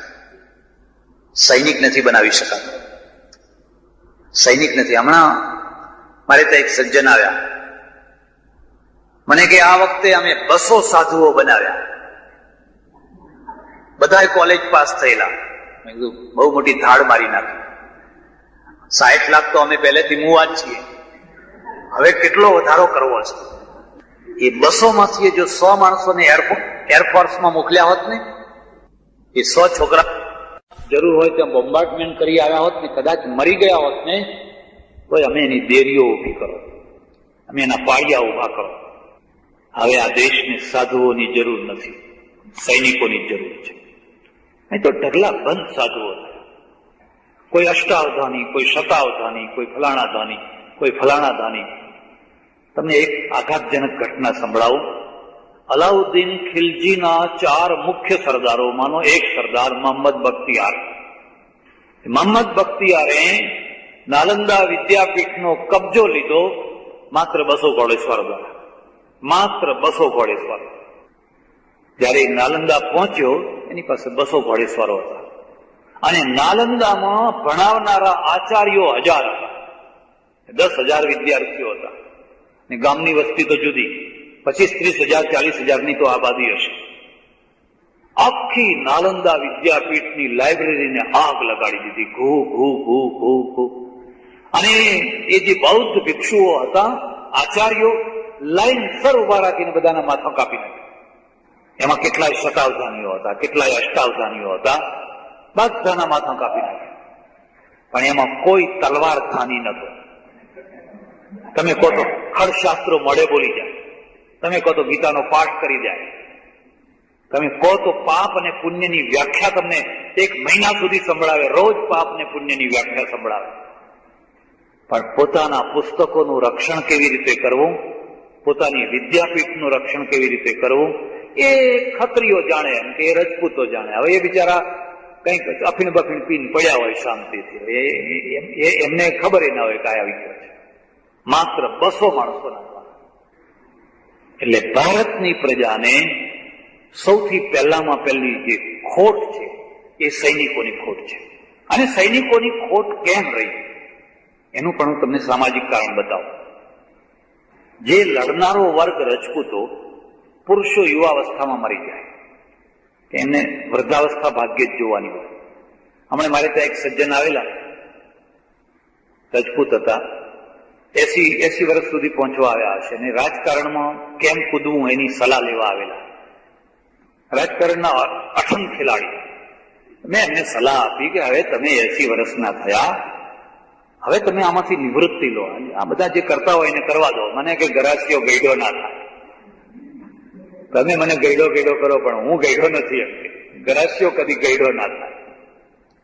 ગરાસિયો ગઈડો ના થાય એનું મૂળ કારણ આવે કે જુવાનીમાં મરી જાય. જુવાનીમાં મરી જાય, બીજી તરફ એની સ્ત્રી કાં તો કે જૌહર વ્રત કરે. રાજસ્થાનમાં તો જુઓ તો આખો ઇતિહાસ જૌહર વ્રતોનો ઇતિહાસ છે. પુરુષ મરી જાય યુદ્ધમાં કેસરિયા કરીને, સ્ત્રીઓ જૌહર વ્રત કરે, રોયલ બ્લડ ખતમ. રોયલ બ્લડ ક્યાં રહ્યું? રોયલ બ્લડ ખતમ. હવે જે પ્રજા રહી એ તો કબૂતર છે, એ તો બધા સસલા છે. એ 10-10 બાળકો પેદા કરે તો શું? એ તો બધા સસલા છે. હું આને આત્મઘાત કહું છું. મુસ્લિમોએ કદી કેસરિયા નથી કર્યા, કદી નહીં. સેના એ વેપારીની પૂંજી જેવી વસ્તુ છે, કેપિટલ જેવી છે. વેપારી જયારે વેપાર કરે તો અમુક પૂંજીને હંમેશા બચાવીને કરે, કારણ કે પૂંજી એની મુખ્ય વસ્તુ છે. એમ સેનાપતિ જયારે યુદ્ધ કરવા જાય, પોતાના લશ્કર કપાઈ ના મરે, પોતાનું લશ્કર ઓછું ના થઈ જાય, એ રીતનો એને લડાઈ કરવાની. એવું નહીં જોખી દીધા જાઓ મરો, એવું નહીં. શાહબુદ્દીન ગોરી છે ને, એ પહેલી વાર લડવા આવ્યો પાટણ ઉપર. પહેલી લડાઈ એને પાટણ ઉપર કરી, હારીને ગયો, પાછો ગયો, હારી ગયો. પણ પાછો ગયો એટલે રાજાઓ બધા ખુશમાં થઈ જાય, હાર્યો હાર્યો હાર્યો, એનો પીછો ના પકડે. ને પેલો જાણે કે હવે આપણે જીતી શકીએ એમ નથી, આપણું બાકીનું લશ્કર બચાવીને પાછા ચાલ્યા જાય. એ બીજી વાર આવ્યો કરાઈનનું યુદ્ધ કરવા માટે પૃથ્વીરાજ સામે, બીજી વારે હાર્યો, પાછો ચાલ્યો ગયો. તમને ખબર હોય કે ન હોય, શાહબુદ્દીન ઘોરી, તમને ખબર હોય કે ન હોય, શાહબુદ્દીન ઘોરી ત્યારે પંજાબ સુધી એની સત્તા ફેલાઈ ગઈ. લાહોર ઉપર એનો કબજો હતો, એને તો લાહોર જ જવાનું હતું, ગજની નહીં, અફઘાનિસ્તાન નહીં, પણ લાહોર સુધી એની સત્તા હતી. અને ત્રીજી વાર જયારે આવ્યો 1,10,000 નું લશ્કર લઈને આવ્યો, અને પૃથ્વીરાજની પાસે 3 લાખ ઉપરનું લશ્કર હતું. તમે જોજો ઇતિહાસ, 3 ગણું લશ્કર પૃથ્વીરાજની પાસે હતું. આ બધાને એક જ કે 2 વાર હરાવી દીધો છે ને, હવે આ શું જીતવાનો હતો. અને પેલા સારંગી વગાડનારા વગેરે વગેરે જે છે ને, એ રાત દિવસ ચડાયા કરે કે અરે તમારી ધાકથી તો શેષનાગ ધ્રુજી ઉઠે છે, ફલાણું ધ્રુજી ઉઠે છે. તમને વાસ્તવિકતાનું ભાન જ ના થવાનું. રાજાઓની ચારે તરફ જે અમુક પ્રકારના માણસો હોય, એ એવું વાતાવરણ ઉભું કરી દે કે વાસ્તવિકતાની ખબર ના પડે તમને. 1 મહિના સુધી બંનેના લશ્કર સામે સામે પડ્યા. શાહબુદ્દીન ગોરીએ બહાનું કર્યું કે મારો ભાઈ ગાદી, શાહબુદ્દીન રાજા નતો, એનો ભાઈ રાજા હતો. એની આજ્ઞાથી હું તો લડવા આવ્યો છું અને આટલા મોટા લશ્કર સામે હું લડી શકું એમ નથી. મારે સંધિ કરવી છે, મને થોડોક ટાઈમ આપો. મેં માણસ મોકલ્યો છે, એ સમાચાર લઈને આવે પછી આપણે સંધિ કરી દઈએ. આ બધા એમાં આવી ગયા. એક રાત્રે પરોઢિયે ઓચિંતાના શાહબુદ્દીનના લશ્કરે પૃથ્વીરાજના લશ્કર ઉપર ઝપાટો માર્યો. આખું લશ્કર વેર વિખેર થઈ ગયું, 3 ગણું લશ્કર. બપોર સુધી લડાઈ ચાલી. જેમ તેમ બપોર પછી ભાગવું પડ્યું, પૃથ્વીરાજને ભાગવું પડ્યું. પૃથ્વીરાજ મરાયા. તો બેમાંથી બોધપાઠ શીખો. મુસ્લિમ સૈન્ય, અંગ્રેજોનું સૈન્ય, બેયની ખાસિયત છે, કદી કેસરિયા નહીં કરવાના અને સેનાપતિને કદી લડવા નહીં મોકલવાનું. સેનાપતિ તલવારથી નથી લડતો, સેનાપતિ નકશાથી લડે છે. સેનાપતિ તો વ્યૂહ બનાવે છે. આપણી મુશ્કેલી એ કે રાજા જ સૌની આગળ હોય, હાથી ઉપર શણગારેલો હોય એટલે લોકોને ખબર પડે કે આ જ રાજા છે, એને ખોરવો જ ન પડે. અને રાજાને તીર વાગે, એ રાજા મરે એટલે આખું લશ્કર ભાગી જાય. પાણીપતના મેદાનમાં આ જ છે. ઘણી વાર આ જ પ્રસંગો બનેલા છે. અંગ્રેજોએ આ વ્યૂહ ગોઠવ્યું, કોઈ દિવસ સેનાપતિને આગળ લડવા નહીં મોકલવાનું, નાના ઓફિસરો આગળ લડે. સેનાપતિ તો દૂર બેઠો બેઠો નકશો બનાવે, પ્લાન બનાવે, આગળ જાઓ, પાછળ આવો, આમ કરો, તેમ કરો, એ વ્યૂહ બનાવે. એના મગજમાં લડાઈ છે. પણ આપણે તો લોકોને એક જ વાત શીખો, રણ ચડે રજપૂત છુપે નહીં, પીઠ ના બતાવે, ફલાણું ના બતાવે, એટલે રજપૂતો બિચારા કપાઈ મળે. બાકી રહેલી જે સ્ત્રીઓ જો જીવતી રહે તો એને ભૂંડી દશામાં જીવવું પડે, ગુલામ થઈને. એટલે એ પછી બળી મળે. બળી મરે એટલે નવો જે યોદ્ધાઓનો વર્ગ એ ક્યાંથી ઉત્પન્ન થાય? નવા યોદ્ધાઓ ક્યાંથી થશે? તમને હંમેશા યોદ્ધાઓની તાણ રહી. વિધવાઓને બાળકો નહીં, પેલી વિધવાઓ થઈને જીવે તો પણ નહીં. સામા પક્ષે મુસ્લિમોનું જમા પાસું એ હતું, એ લાંબી ઉંમર સુધી જીવે. એને કેસરિયા નહીં કરવાનો, એને પત્નીઓ ઘણી, એને ગુલામ સ્ત્રીઓ ઘણી, ગુલામ સ્ત્રીઓમાં પણ બાળકો પેદા કરી શકે. એ રીતે એક સૈનિક 50 સૈનિકો ઉભા કરી શકે. એનો ગ્રોથ જે છે ને, અને પ્રત્યેક બાળક સૈનિક છે. કોઈને કલંક નથી લાગતું, કોઈને આભડછેટ નથી લાગતી. અહીંથી ગમે તે પ્રકારની સ્ત્રી પકડીને લઈ ગયા હોય, એના માટે તો એક કારખાનું છે, એમાંથી સૈનિકો જ ઉભા થવાના છે. તમને ખબર હોય કે ના હોય, મોહમ્મદ ગજની છે ને ગુલામ સ્ત્રીનો દીકરો હતો. એની માં ગુલામડી હતી અને એની ત્રીજી પેઢી હિન્દુ હતી, બૌદ્ધ. સુબુક્તગીન કે કઈ હતો, અલપ્તગીન હિન્દુ હતો, એટલે બૌદ્ધ, વિકૃત બૌદ્ધ ધર્મ જેને કહેવાય એ હતો.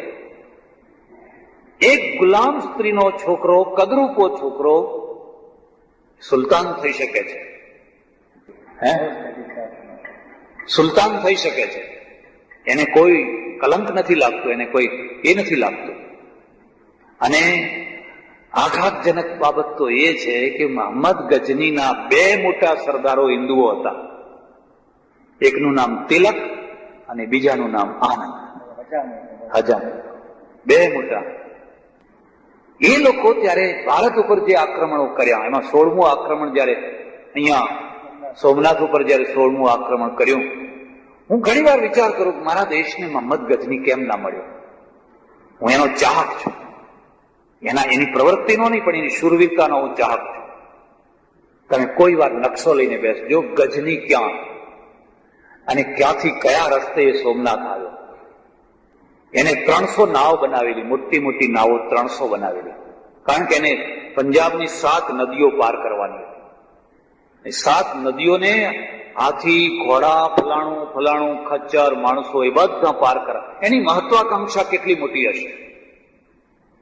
અને પાર કરીને મુલતાન આવ્યો. આખા મુલતાનને લૂંટી લીધું. અને મુલતાનને લૂંટ્યું 200 મણ સોનું, એટલે આપણું 400 મણ સોનું. મુલતાનમાંથી એને 400 મણ સોનું મળ્યું. ચાંદી, ફલાણું એ તો બધું જુદું. એ 400 મણ સોનામાંથી એને 20,000 ઊંટો ખરીદ્યા. 20,000 ઊંટો. અને 20,000 ઊંટોની અંદર પાણી ઘાસ ને ખોરાક ભર્યો, કારણ કે એને આખું જેસલમેર બાડમેરનું રણ પાર કરવાનું. કોઈ દિવસ આ જગ્યાએ આવેલો નહીં માણસ આવડું મોટું રણ પાર કરે.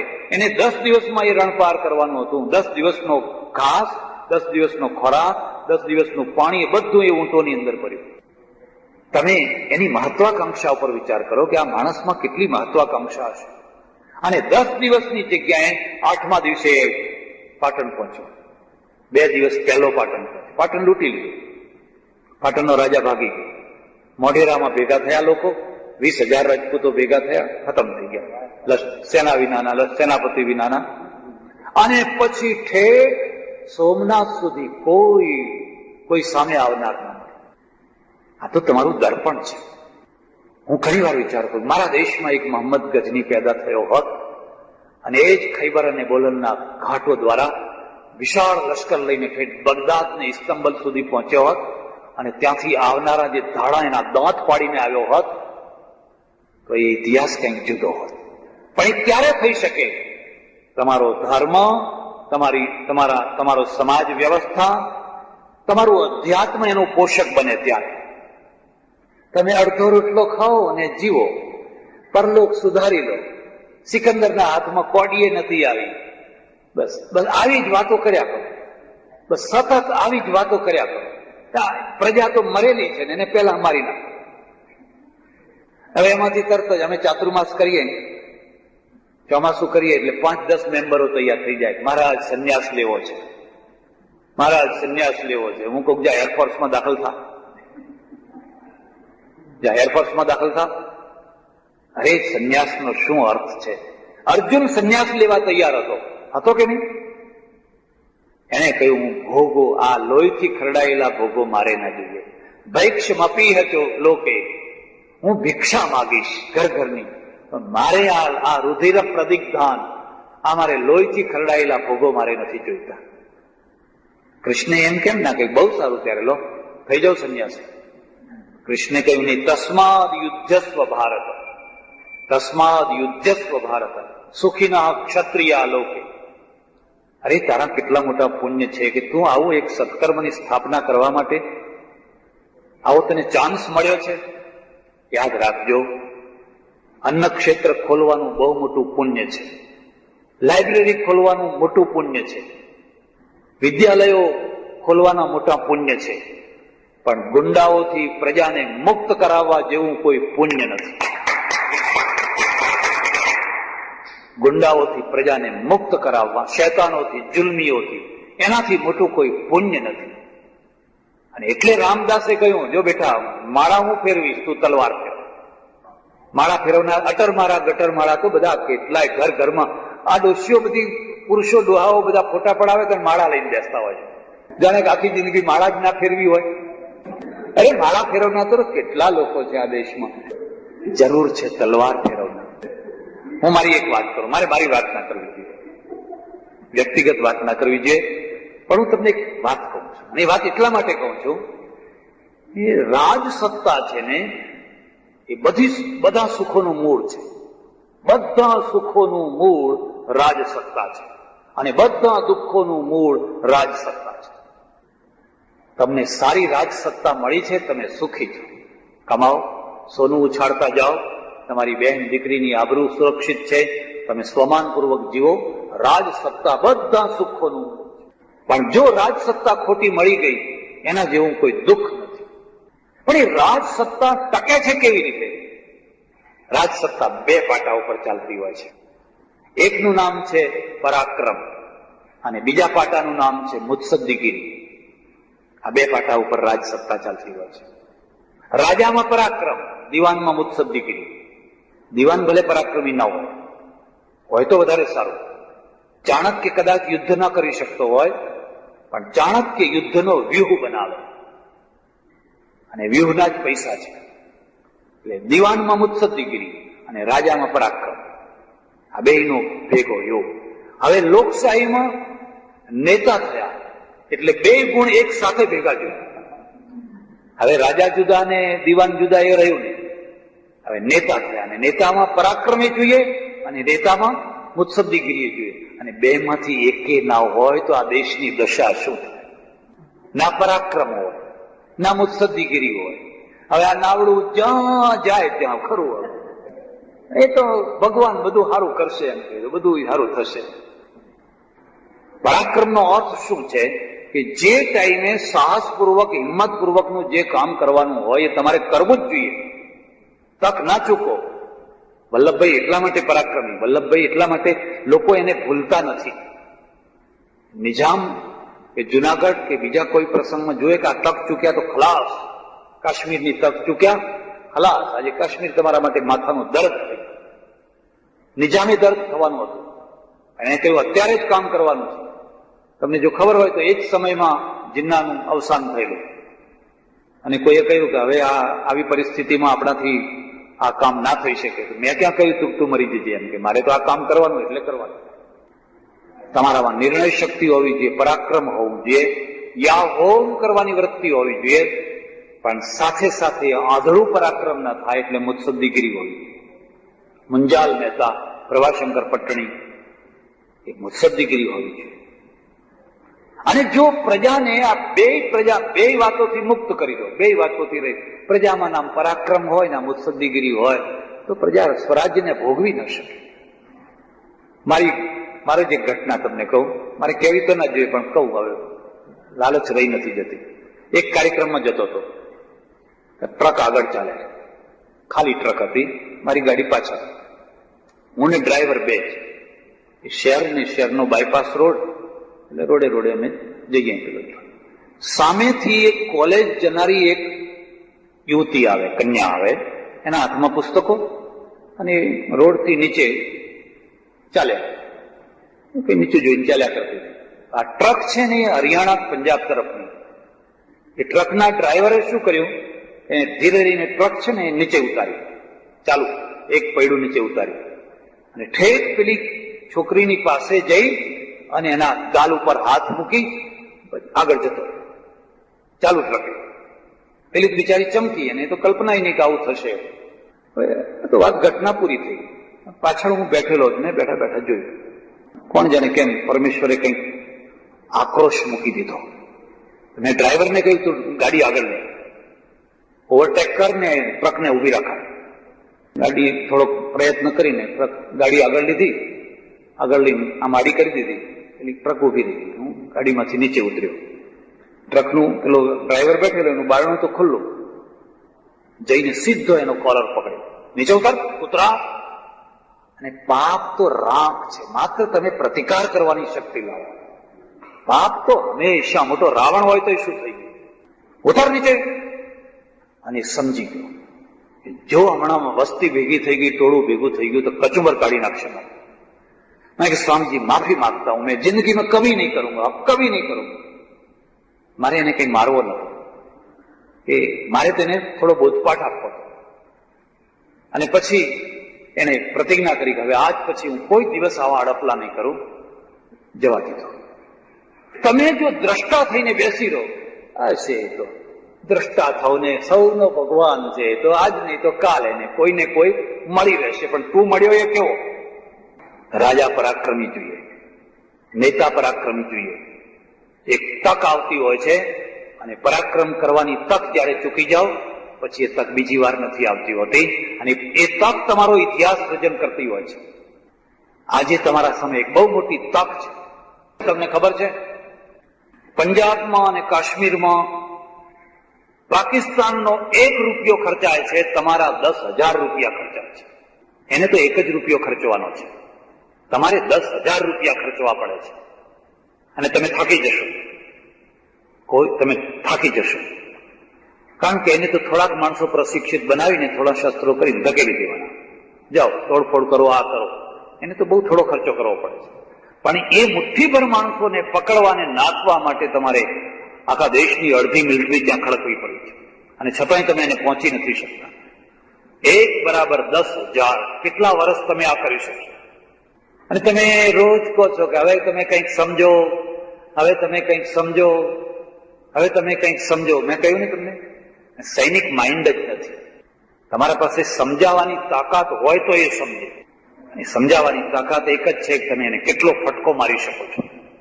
આ પ્રશ્નો આ સિવાય બીજી કોઈ રીતે હલ નહીં થઈ શકે.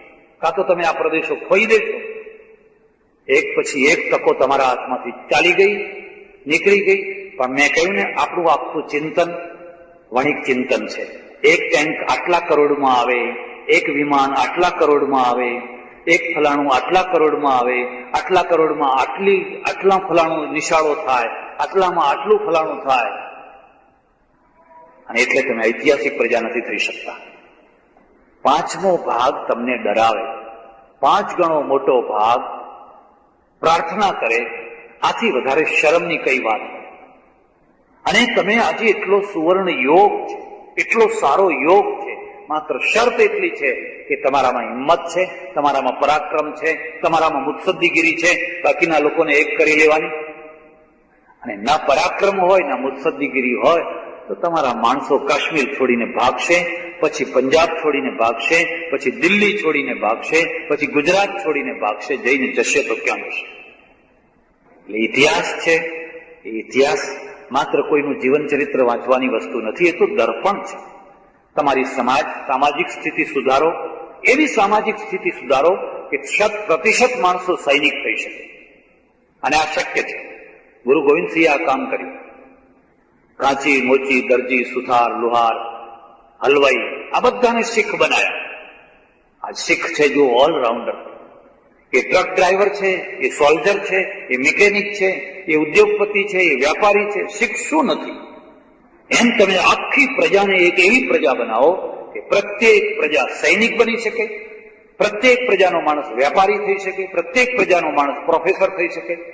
એ વાત ભૂલી જાય કે આનાથી ના થાય, ફલાણાથી ના થાય.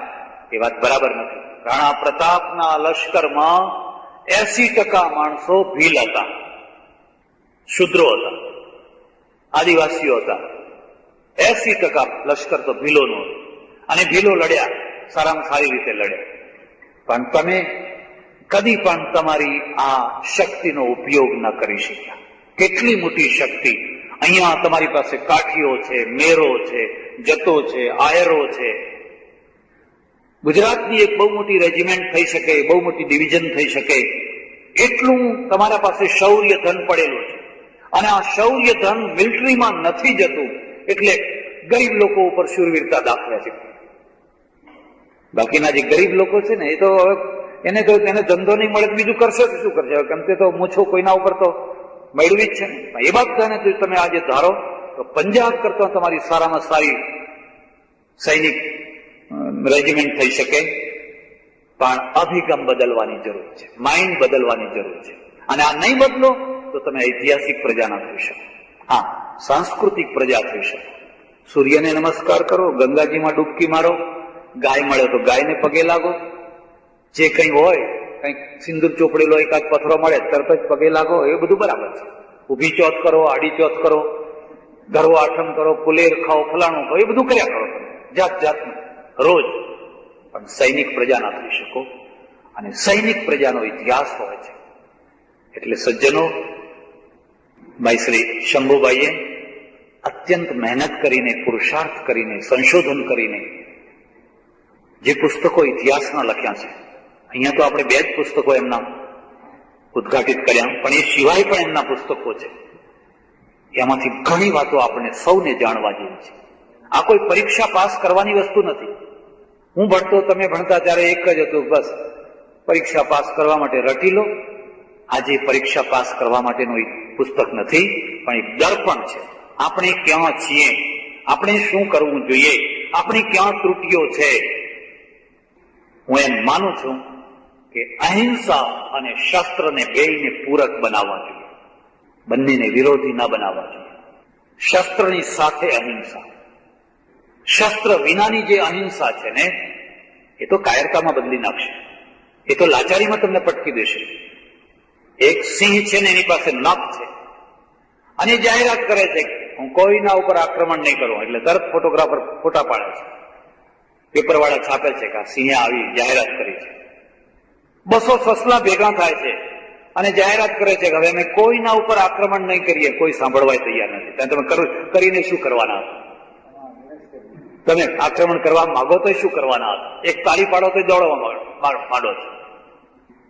એટલે અહિંસા, હું અહિંસાનો ચાહક છું, પણ શસ્ત્ર સાથે અહિંસા.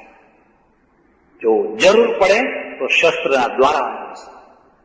અને અંગ્રેજોએ એ કામ કર્યું. પોલીસને પણ એ કામ કરવું પડતું હોય છે. આજે પંજાબમાં એ જ દશા છે, કાશ્મીરમાં એ જ દશા છે, છતાંય આપણે નથી કરી શકતા હોતા. પણ તમે કોઈ પણ સંજોગમાં શસ્ત્રો પ્રત્યે એલર્જી કરતા ના થશો.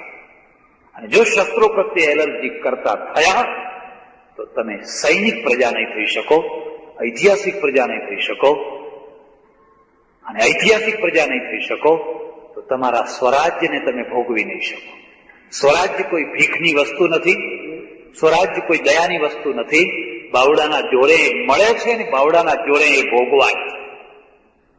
ઇતિહાસમાંથી આ બોધપાઠ લેવાનો છે. હું શંભુપ્રસાદજીને ખૂબ ખૂબ ધન્યવાદ આપું. આટલી ઉંમરે પણ એમણે સૌરાષ્ટ્રને, ગુજરાતને એક એવું દર્પણ આપ્યું છે કે જે દર્પણની અંદર તમારો આખો ભૂતકાળ બેઠેલો છે. રિસર્ચ કરવું હોય તો કરો, બોધપાઠ લેવા હોય તો લો, અને એમાંથી સુધારવું હોય તો સુધરો. આખી દશા સુધારી નાખો અને સુધારવું જ જોઈએ. આ સિવાય બીજો કોઈ રસ્તો નથી. હું પરમેશ્વરને પ્રાર્થના કરું એમના બીજા પુસ્તકો પણ પ્રકાશિત થાય, લોકો વધારેમાં વધારે સંખ્યામાં આ પુસ્તકો વાંચે. ખાસ કરીને રાજકારણમાં પડેલા લોકો તો જરૂર વાંચે. રાજકારણમાં પડેલા માણસને ઇતિહાસનું પૂરું જ્ઞાન હોવું જોઈએ, અર્થશાસ્ત્રનું પૂરું જ્ઞાન હોવું. બજેટ ઉપર ચર્ચા થતી હોય, ભાઈને ખબર જ ન હોય બજેટ એટલે શું, આ શું ચર્ચા થઈ રહી એની ખબર જ ન હોય. હવે એ માણસ લોકસભામાં જાય કે વિધાનસભામાં જઈને કરશે શું એમ? અને ભૂલે ચૂકે એને પાછો મંત્રી બનાવી દીધો હોય. હવે એને પાસેથી તમે શું આશા રાખો? હું તો એવી ઈચ્છા રાખું કે લોકસભા કે વિધાનસભામાં ઉભા રહેનાર માણસની પહેલા ટિકિટ આપતા પહેલા પરીક્ષા થવી જોઈએ. અર્થશાસ્ત્રમાં એને કેટલું જ્ઞાન છે, ઇતિહાસમાં કેટલું જ્ઞાન છે, રાજશાસ્ત્રનું કેટલું જ્ઞાન છે, એને પ્રશ્ન પૂછાવા જોઈએ અને પછી જ એને ટિકિટ મળવી જોઈએ. ત્યાં જઈને તો પછી ઊંઘ્યા જ કરશે, ખબર જ નથી શું બોલાય છે, શું ચલાય છે. બસ અહીંયા હાજરીની સહી કરો એટલે બરાબર છે. પ્રત્યેક સુજ્ઞ વ્યક્તિએ આ ઇતિહાસના પુસ્તકો જરૂર વાંચવા જોઈએ અને એ પુસ્તકોમાંથી આપણે બોધપાઠ લેવો જોઈએ. ખાસ કરીને ગુજરાતી પ્રજા, ગુજરાતમાં પણ હિન્દુ પ્રજા, એને ભારોભાર આ વાતનો વિચાર કરવો જોઈએ, આપણે ગુલામ કેમ ગયા. મને અમેરિકન વાત પૂરી કરવા માંગુ છું, પાછી એક વાત યાદ આવી જાય છે. હું અમેરિકા ગયો ત્યારે એક અમેરિકને મને પ્રશ્ન પૂછ્યો અને મારા કાળજામાં એ પ્રશ્ન જળી ગયો. એને મને પ્રશ્ન પૂછ્યો કે આખી દુનિયામાં એવો કયો દેશ છે જે દેશની 10% અલ્પમતી 80% બહુમતીને મારે છે? એવો કયો દેશ છે? કયો દેશ છે? ખોળવો પડશે. મેં કહ્યું, નીચું માથું કરીને મેં કહ્યું, એ અમારો દેશ છે. મને કે અમને બધાને સંસ્કૃતિ ને અધ્યાત્મની વાતો સંભળાવવા આવ્યા છે, શરમ નથી આવતી? પેલા તમારું ઘર તો સીધું કરો. તમારી આટલી મોટી સંસ્કૃતિ છે, આટલું મોટું અધ્યાત્મ છે, અને છતાંય માર ખાવ છો. પેલા તમારું ઘર ઠીક કરો. કેટલી સાચી વાત, જાણે ડામ દીધો હોય એવી વાત છે. આપણે ચિંતન કરવું પડશે કે આપણે કેમ આ સ્થિતિમાં કેમ મુકાયા છીએ. બસ વધારે ચર્ચા નહીં કરું. પ્રવીણ પુસ્તક ભંડારને હું અભિનંદન આપું કે આવા ગ્રંથો, જે ગ્રંથો છાપવામાં આજે પ્રકાશકોને રસ નથી, એમને ગરમ ગરમ પુસ્તકો જોઈએ, રાતોરાત વેચાઈ જનારા પુસ્તકો જોઈએ, ધૂમ નફો કરી આપનારા પુસ્તકો જોઈએ. આ તો ક્લાસિકલ પુસ્તકો છે. આ કઈ રોડ ઉપર વેચાનારા પુસ્તકો નથી, આ તો ક્લાસિકલ છે. આને વાંચનારો વર્ગ નાનો છે, છતાં સાહસ કરીને, હિંમત કરીને એમણે આ પ્રકાશન કર્યું છે, એટલે એમને અભિનંદન. અને ફરીથી ભાઈ શ્રી શંભુભાઈને અભિનંદન. અને એમના મગજમાં જે ઇતિહાસના બધા ઘણા તત્વો પડેલા છે એ હજુ વધુ ને વધુ બહાર નીકળે અને ગુજરાતને એનો લાભ મળે એવી પરમેશ્વરને પ્રાર્થના. આભાર, ધન્યવાદ. હરિઓમ તત્સત.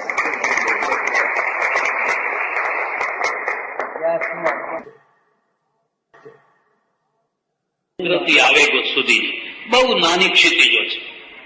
એટલે આગળના જે 3 પ્રવૃત્તિનો પ્રકૃતિના પ્રેરક બળો છે ને એની સાથે એને કાંઈ લેવા દેવા નથી. પશુને કદી ઈચ્છા નથી થતી કે તમારા કરતા સારો બંગલો બંધાવું, તમારા કરતા સારો સૂટ પહેરું, તમારા કરતા સારું ટીવી લાવું, એવી કોઈ ઈચ્છા નથી થતી. બસ ખાજો પતિ વાગોળો આવે બસ. અને એટલા માટે એમને ભાગવત નથી સંભળાવવું પડતું, એમને રામાયણ નથી સંભળાવવું પડતું, એમને કદી પણ સંસ્કૃતિની ભવ્યતાની વાતો નથી કહેવી પડતી હોતી, કારણ કે કદી સંસ્કૃતિ તોડતા જ નથી.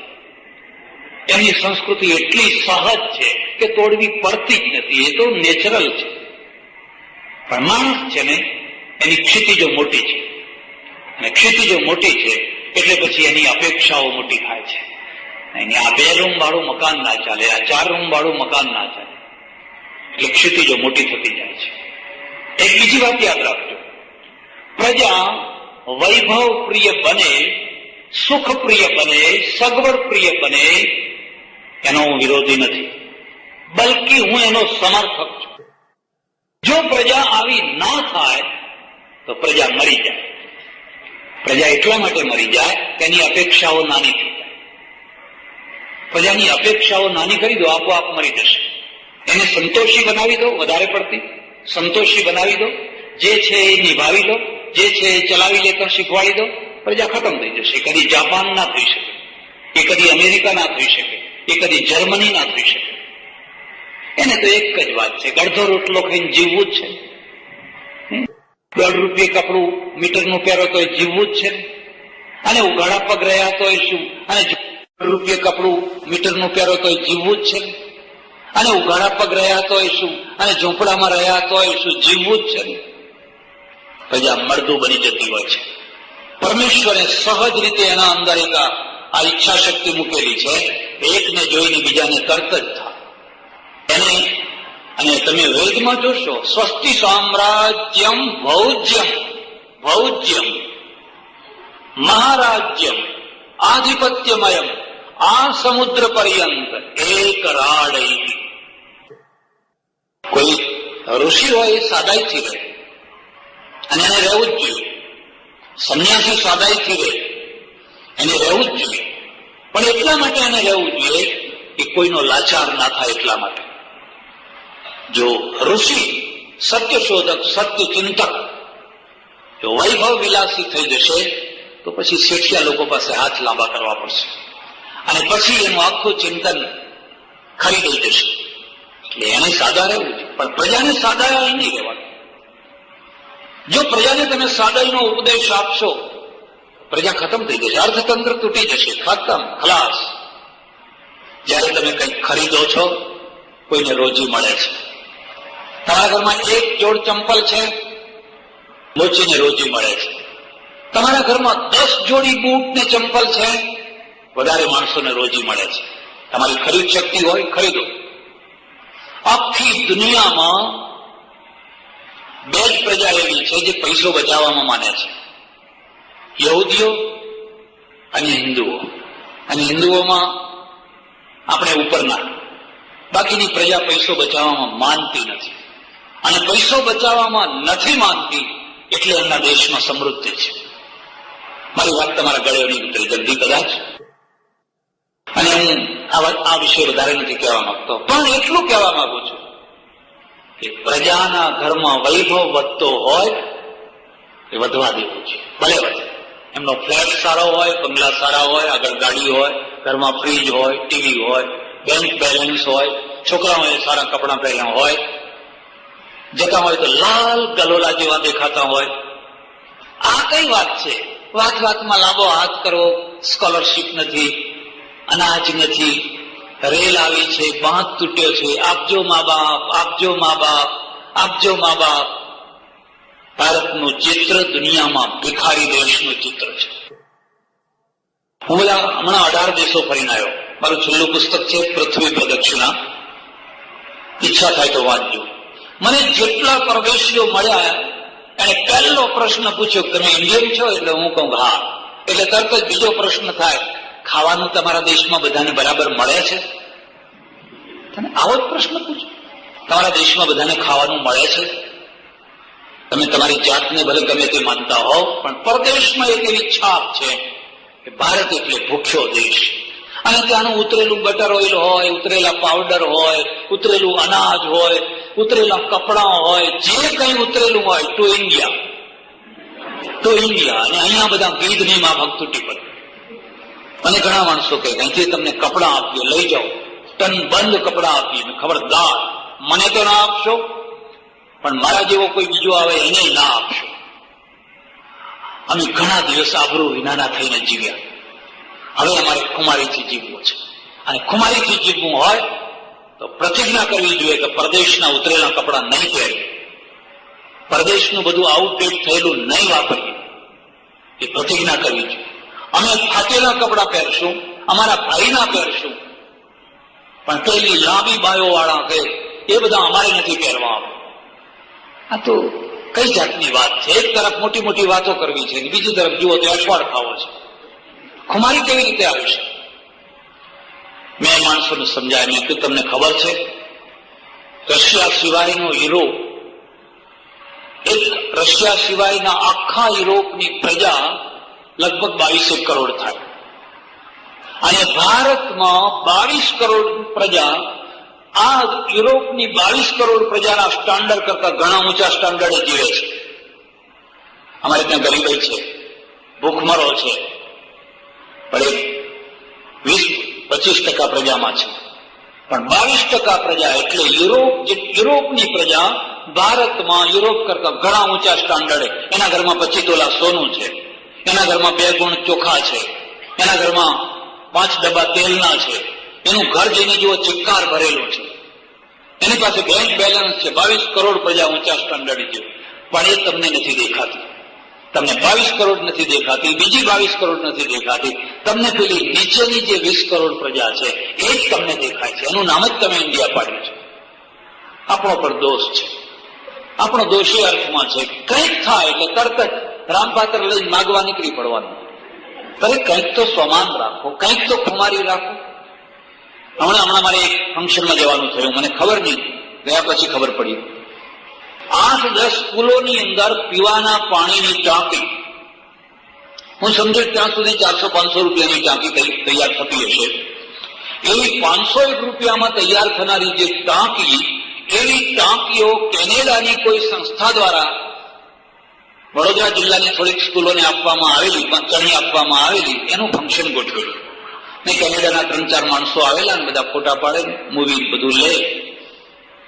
મેં પેલા ભાઈઓને મેં કહ્યું તમને શરમ નથી આવતી? આ 500 રૂપિયાની ટાંકી માટે કેનેડા તમે ભીખ માગવા ગયા? આ દેશમાં તમને કોઈ 500 રૂપિયા આપનારો નથી. પ્રજાનું ઘડતર કરવું હોય તો પહેલી શરત છે એમાંથી ભિખારીપણું દૂર કરો. એના મનની અંદર પડેલું જે ભિખારીપણું છે ને એ દૂર કરો, પ્રજા આપોઆપ બેઠી થઈ જશે. અને જો એ ભિખારીપણું દૂર કરવામાં નહીં આવે ને તો તમને એમ જ થશે કે લાવો આવો લાવો, પછી ખુમારી કેવી થશે. એટલે હું ઈચ્છું છું મારો દેશ વૈભવથી ભરપૂર હોય. ચારે તરફ ભાવનગર શહેરમાં નીકળીએ, આલિશાન બંગલાઓ બે બાજુ ઉભેલા હોય, ઝોપડપટ્ટીઓ નહીં. જોકે હવે તો ઝોપડપટ્ટીઓ ભાવનગરમાં તો એટલી બધી જોવા નથી મળતી. મુંબઈમાં 45% વસ્તી ઝોપડપટ્ટીમાં રહે છે, 45%, અને દર વર્ષે ટકાવારી વધી રહી છે. ગરીબાઈના કારણે ઝોપડપટ્ટીમાં નથી રહેતી, એમના સમજતા ગરીબાઈના કારણે રહે છે, પણ મકાન ભાડાના કાયદાના કારણે. મકાન ભાડાનો જે એક પક્ષીય કાયદો બનાવ્યો છે એનું પરિણામ એ છે કોઈ મકાન આપવા તૈયાર નથી, કોઈ વધારાના મકાન બાંધવા તૈયાર નથી. કારણ કે આપ્યું એટલે ગયું, પછી તમારું રહ્યું જ નહીં. બાકી જો આ કાયદો સુધારવામાં આવે તો ઝોપડપટ્ટી રહે છે. એટલે માણસ જે પ્રવૃત્તિ કરે છે એ બીજી પ્રવૃત્તિનું પ્રેરક બળ છે. એના અંદર સતત સારામાં સારા વૈભવ વિલાસની અપેક્ષા છે, અને એ બધા માણસોમાં છે, અમારામાં છે. કોઈ વાર બને તો અમારું નિરીક્ષણ કરજો. જ્યાં 5-25-50 સાધુઓ રહેતા હોય ને ત્યાં જઈને માનવ સ્વભાવનું નિરીક્ષણ કરજો. કોઈ જગ્યાએ ઉતારો કરવાનો હોય એટલે સૌથી પહેલા દોડતા આવીને જ્યાં બારી હોય ને ત્યાં લોકો પહેલા આસન લગાવી દે, અહીં હવા આવશે. સુખ કોને નથી ગમતું? રેલના ડબ્બામાં જાઓ તો બારી બહુ નહીં ગમે છે, પ્લેનમાં બેસવાનું હોય તો વિન્ડો સૌને ગમે છે, પછી સાદુ હોય કે સાદુ ના હોય, સુખ સૌને ગમે છે, સારું જમવાનું સૌને ગમે છે, સારું માનપાન સૌને ગમે છે. એટલે આ બીજી પ્રવૃત્તિનું કારણ છે. પ્રવૃત્તિનું ત્રીજું કારણ છે સ્પર્ધા. અને સ્પર્ધા છે એ પણ કલ્યાણકારી છે. હા, એની બીજી બાજુ પણ છે, એની બીજી બાજુ પણ છે. પણ એવી તો કોઈ શક્તિ નથી જેની બીજી બાજુ ના હોય. આ વીજળીની બીજી બાજુ નથી. આજે માઇકથી આટલો અવાજ આપે છે, પ્રકાશ આપે છે, એની એ તો મારી નાખે, કોઈનો એકનો એક છોકરો મારી નાખે. એવી કઈ વસ્તુ છે જે શક્તિ હોય ને બીજી બાજુ ના હોય, ઉધાર બાજુ ના હોય? હું તો તમને એટલે સુધી કહું કે જેમાં અનિષ્ટ કરવાનું સામર્થ્ય વધારે, એમાં ઇષ્ટ કરવાનું સામર્થ્ય પણ એમાં જ વધારે હોય છે. જે સલજ પીર થાય, બાકી ગયા તો બાવા થાય, પીર ના થઈ શકે. જેસલ જ પીર થાય. કારણ કે જેસલને માથા કાપતા આવડતું હતું, જેસલને ધાડ પાડતા આવડતું હતું, બારવટું કરતા આવડતું હતું. અને કોઈ રમત વાત નથી, કરી તો જોજો. એક દિવસ તો અનુભવ કરી જોજો, કોઈ તમાચો મારશે દંત નીકળી જશે બહાર. ના ખાવાનું ઠેકાણું, ના રહેવાનું ઠેકાણું, ના સુવાનું ઠેકાણું, ના બાળ, ના બચ્ચા. વર્ષો સુધી આ જોગીદાસ ખુમાણી બારવટે ચડેલો પ્રતાપ ઘાસની રોટલીઓ ખાતો હતો. તમે માનસી થાવ ને, જયસિંહ થાવ ને, લીલા લહેર કરો ને, બારવટું કઈ રમત વાત નથી. એટલે જેનામાં અનિષ્ટ કરવાની શક્તિ હોય ને, તો બધા આચાર્યો છે એટલે કહું છું, ઘણા આચાર્યો માટે એવું કહેવાય છે, મેં તો મારે નહીં. આગળનું વાક્ય તમે પૂરું કરી લેજો. આ કેટલીક વાર સ્કૂલો સુધી આવા મહેતા અટકી જતા હોય તો ઠીક છે. ઘણી વાર તો ગાંધીનગરની ગાદી ઉપર ને ઘણી વાર દિલ્હીની ગાદી ઉપર આવા મહેતા આવી જતા હોય છે. પછી પબ્લિકને કહેવું પડે કે મેં તો મારતોય નથી, કે મેં તો ભણાવતોય નથી. જેનામાં આયુર્વેદ વાળાને પૂછજો, જે ઔષધિ તત્કાલ મળતા બેઠા કરવાની શક્તિ રાખતી હોય છે, એને લોહી વિકાર કરવાની પણ એનામાં શક્તિ હોય છે. એટલે અનિષ્ટ છે ને એનું પ્રમાણ જેટલું એટલું જ ઇષ્ટનું પ્રમાણ વધારે. સ્પર્ધા છે અમેરિકાની સમૃદ્ધિના મૂળમાં છે. આપણે આ બધા ગુણોને દબાવવાનો પ્રયત્ન કર્યો. જવા દો ને ભાઈ, એનું ગળું આપણ વાણિયા મૂછ નીચી એટલે નીચી. ઉપદેશ જ અમે લોકોને આપીએ છીએ વારંવાર. ગમ ખાઓ, ગમ ખાઓ, ગમ ખાઓ, બરાબર છે, ખાવો જોઈએ, એની હું ના નથી કહેતો. પણ એક બાબતમાં ગમ જ ખાવાનું, બસ માત્ર ગમ જ ખાવાનું. તે ક્યાં સુધી ગમ ખાશો? મરી જશો ત્યાં સુધી? આજે કાશ્મીરની દશા તમને ખબર છે. કાશ્મીરમાં જનરલ હિન્દુ છે, રાજ્યપાલ હિન્દુ છે, લશ્કર હિન્દુ છે, ઓફિસરો હિન્દુ છે. એક હિન્દુ રહી નથી શકતો, એક હિન્દુ નથી રહી શકતો. ગમ ખાઓ હશે તો ભગવાન કોઈ નિવેડો લાવશે. એનો અર્થ એ છે કે તમારી પાસે નિર્ણય શક્તિ નથી, તમારી પાસે સાહસ શક્તિ નથી. અને જેની પાસે નિર્ણય શક્તિ ન હોય, સાહસ શક્તિ ન હોય, એ પરિણામ ના લાવી શકે. યાદ રાખજો, રાજકારણ છે ને રાજ સત્તા પરાક્રમ અને મુત્સદ્દીગીરી ઉપર ચાલતી હોય છે. બે પાટા, પરાક્રમ અને મુત્સદ્દીગીરી. રાજામાં પરાક્રમ, દિવાનમાં મુત્સદ્દીગીરી. દિવાન ભલે પરાક્રમી ના હોય, પણ દિવાનમાં મુત્સદ્દીગીરી. એટલે કોઈ ચાણક્ય હોય. એટલે ધર્મની અંદર જે તત્વની ઉમેરવાની જરૂર હતી એ તત્વનું નામ હતું શૌર્ય. ખ્યાલ આવે છે? કયા તત્વની જરૂર હતી? શૌર્ય. મહાભારતમાં આ જ લખ્યું છે. આખા મહાભારતનો, રામાયણ ને મહાભારતનો આ જ સંદેશ છે. પણ એ સંદેશને કાં તો અપાયો નહીં, કાં તો ઝીલાયો નહીં. એટલે દુર્દશાનો કોઈ પાર ના રહ્યો, દુર્દશાની કોઈ સીમા ના રહી. પણ 17મી શતાબ્દી, 16મી શતાબ્દીથી જ અંગ્રેજો આવ્યા. સર ટોમસ રો દૂત થઈને આવ્યો શાહજહાંના દરબારમાં, અને એણે ધીરે ધીરે ધીરે ધીરે અંગ્રેજોની પાસેથી શીખ્યો. શાહજહાંની દીકરી દાઝી ગઈ, બહુ વાલી દીકરી, વૈદ્યોએ હકીમોએ બધી ઘણી દવા કરી, પણ એ દીકરી સારી થાય. પણ એક અંગ્રેજ ડોક્ટર, અને અંગ્રેજ ડોક્ટરને કહ્યું કે હવે મારી દીકરીને તને હું પ્રયત્ન કરું, અને દવા કરી અને એ સારી થઈ ગઈ. સારી થઈ ગઈ. શાહજહાં એટલો ખુશ થયો. એ ડોક્ટરને કહે છે, બોલ માંગ, તારે જે જોઈએ એ હું તને આપું. બોલો, હવે આપણને કહ્યું હોય તો શું માગીએ? મને કહ્યું હોય તો હું કહું દંતાલીન ફાંગણી 2 ગામ જાગીરમાં આપી દો. એટલે અમારે આશ્રમને કઈ ચિંતા રહે? કેટલા જ તો મોટું પડે, જો કે કેટલા જ માગીએ તોય ચાલે. આપણે વાત અધ્યાત્મની કરીએ, વાત ભગવાનની કરીએ, પણ ડોળો સ્વાર્થ સિવાય બીજી કોઈ જગ્યાએ હોય? વાત અધ્યાત્મની, પણ કોણે કેટલું આપ્યું, કોણ આપે છે, કોણ નથી આપતા, કોણ શું કરે છે. અમે અહીંથી રુદ્રાક્ષના મણકા મફતમાં આપીએ છીએ. મફતમાં એટલા માટે મફતમાં આપીએ છીએ, ઘણી વાર લોકો આવે ને એટલે બતાવે કે બાપજી જુઓ ના મણકો સાચો છે ખોટો છે. જો હું કહું સાચો છે, પંચમુખી છે, સાચો છે. હા તો બરાબર. હું ક્યાંથી લીધો? ફલાણા મહારાજ પાસેથી. શું આપ્યું? 30 રૂપિયા. અરે હું મફત આપું છું ભાઈ, એની કિંમત 8 પૈસા છે. એની કિંમત બજારમાં 8 પૈસા છે, અને લોકો છેતરાય નહીં એટલા માટે હું એને મફત આપું. હમણાં બોરસદમાં એક મહારાજ આવ્યા, 2 કોથળા ભરીને મણકા આપ્યા 11 રૂપિયામાં.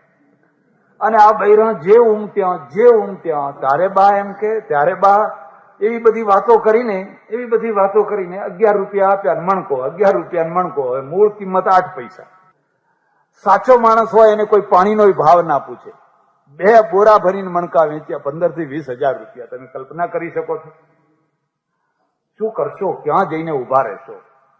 વાત કરવી છે અધ્યાત્મની, પણ ડોળો ક્યાં છે? હવે પેલા અંગ્રેજ ડોક્ટરને જુઓ. બાદશાહ ખુશ થયો, દીકરીને સારું થયું ને, એને કહ્યું બોલ તારે શી ઈચ્છા છે, હું તને કે આપું. એને કહ્યું મારી એક જ ઈચ્છા છે, અમારી કંપની ઉપર જે તમે જકાત લગાવી છે ને, અમારા માલ ઉપર, ઇંગ્લેન્ડના માલ ઉપર, એ જકાત કાઢી નાખો. બોલો, એને એની જાત માટે માગ્યું?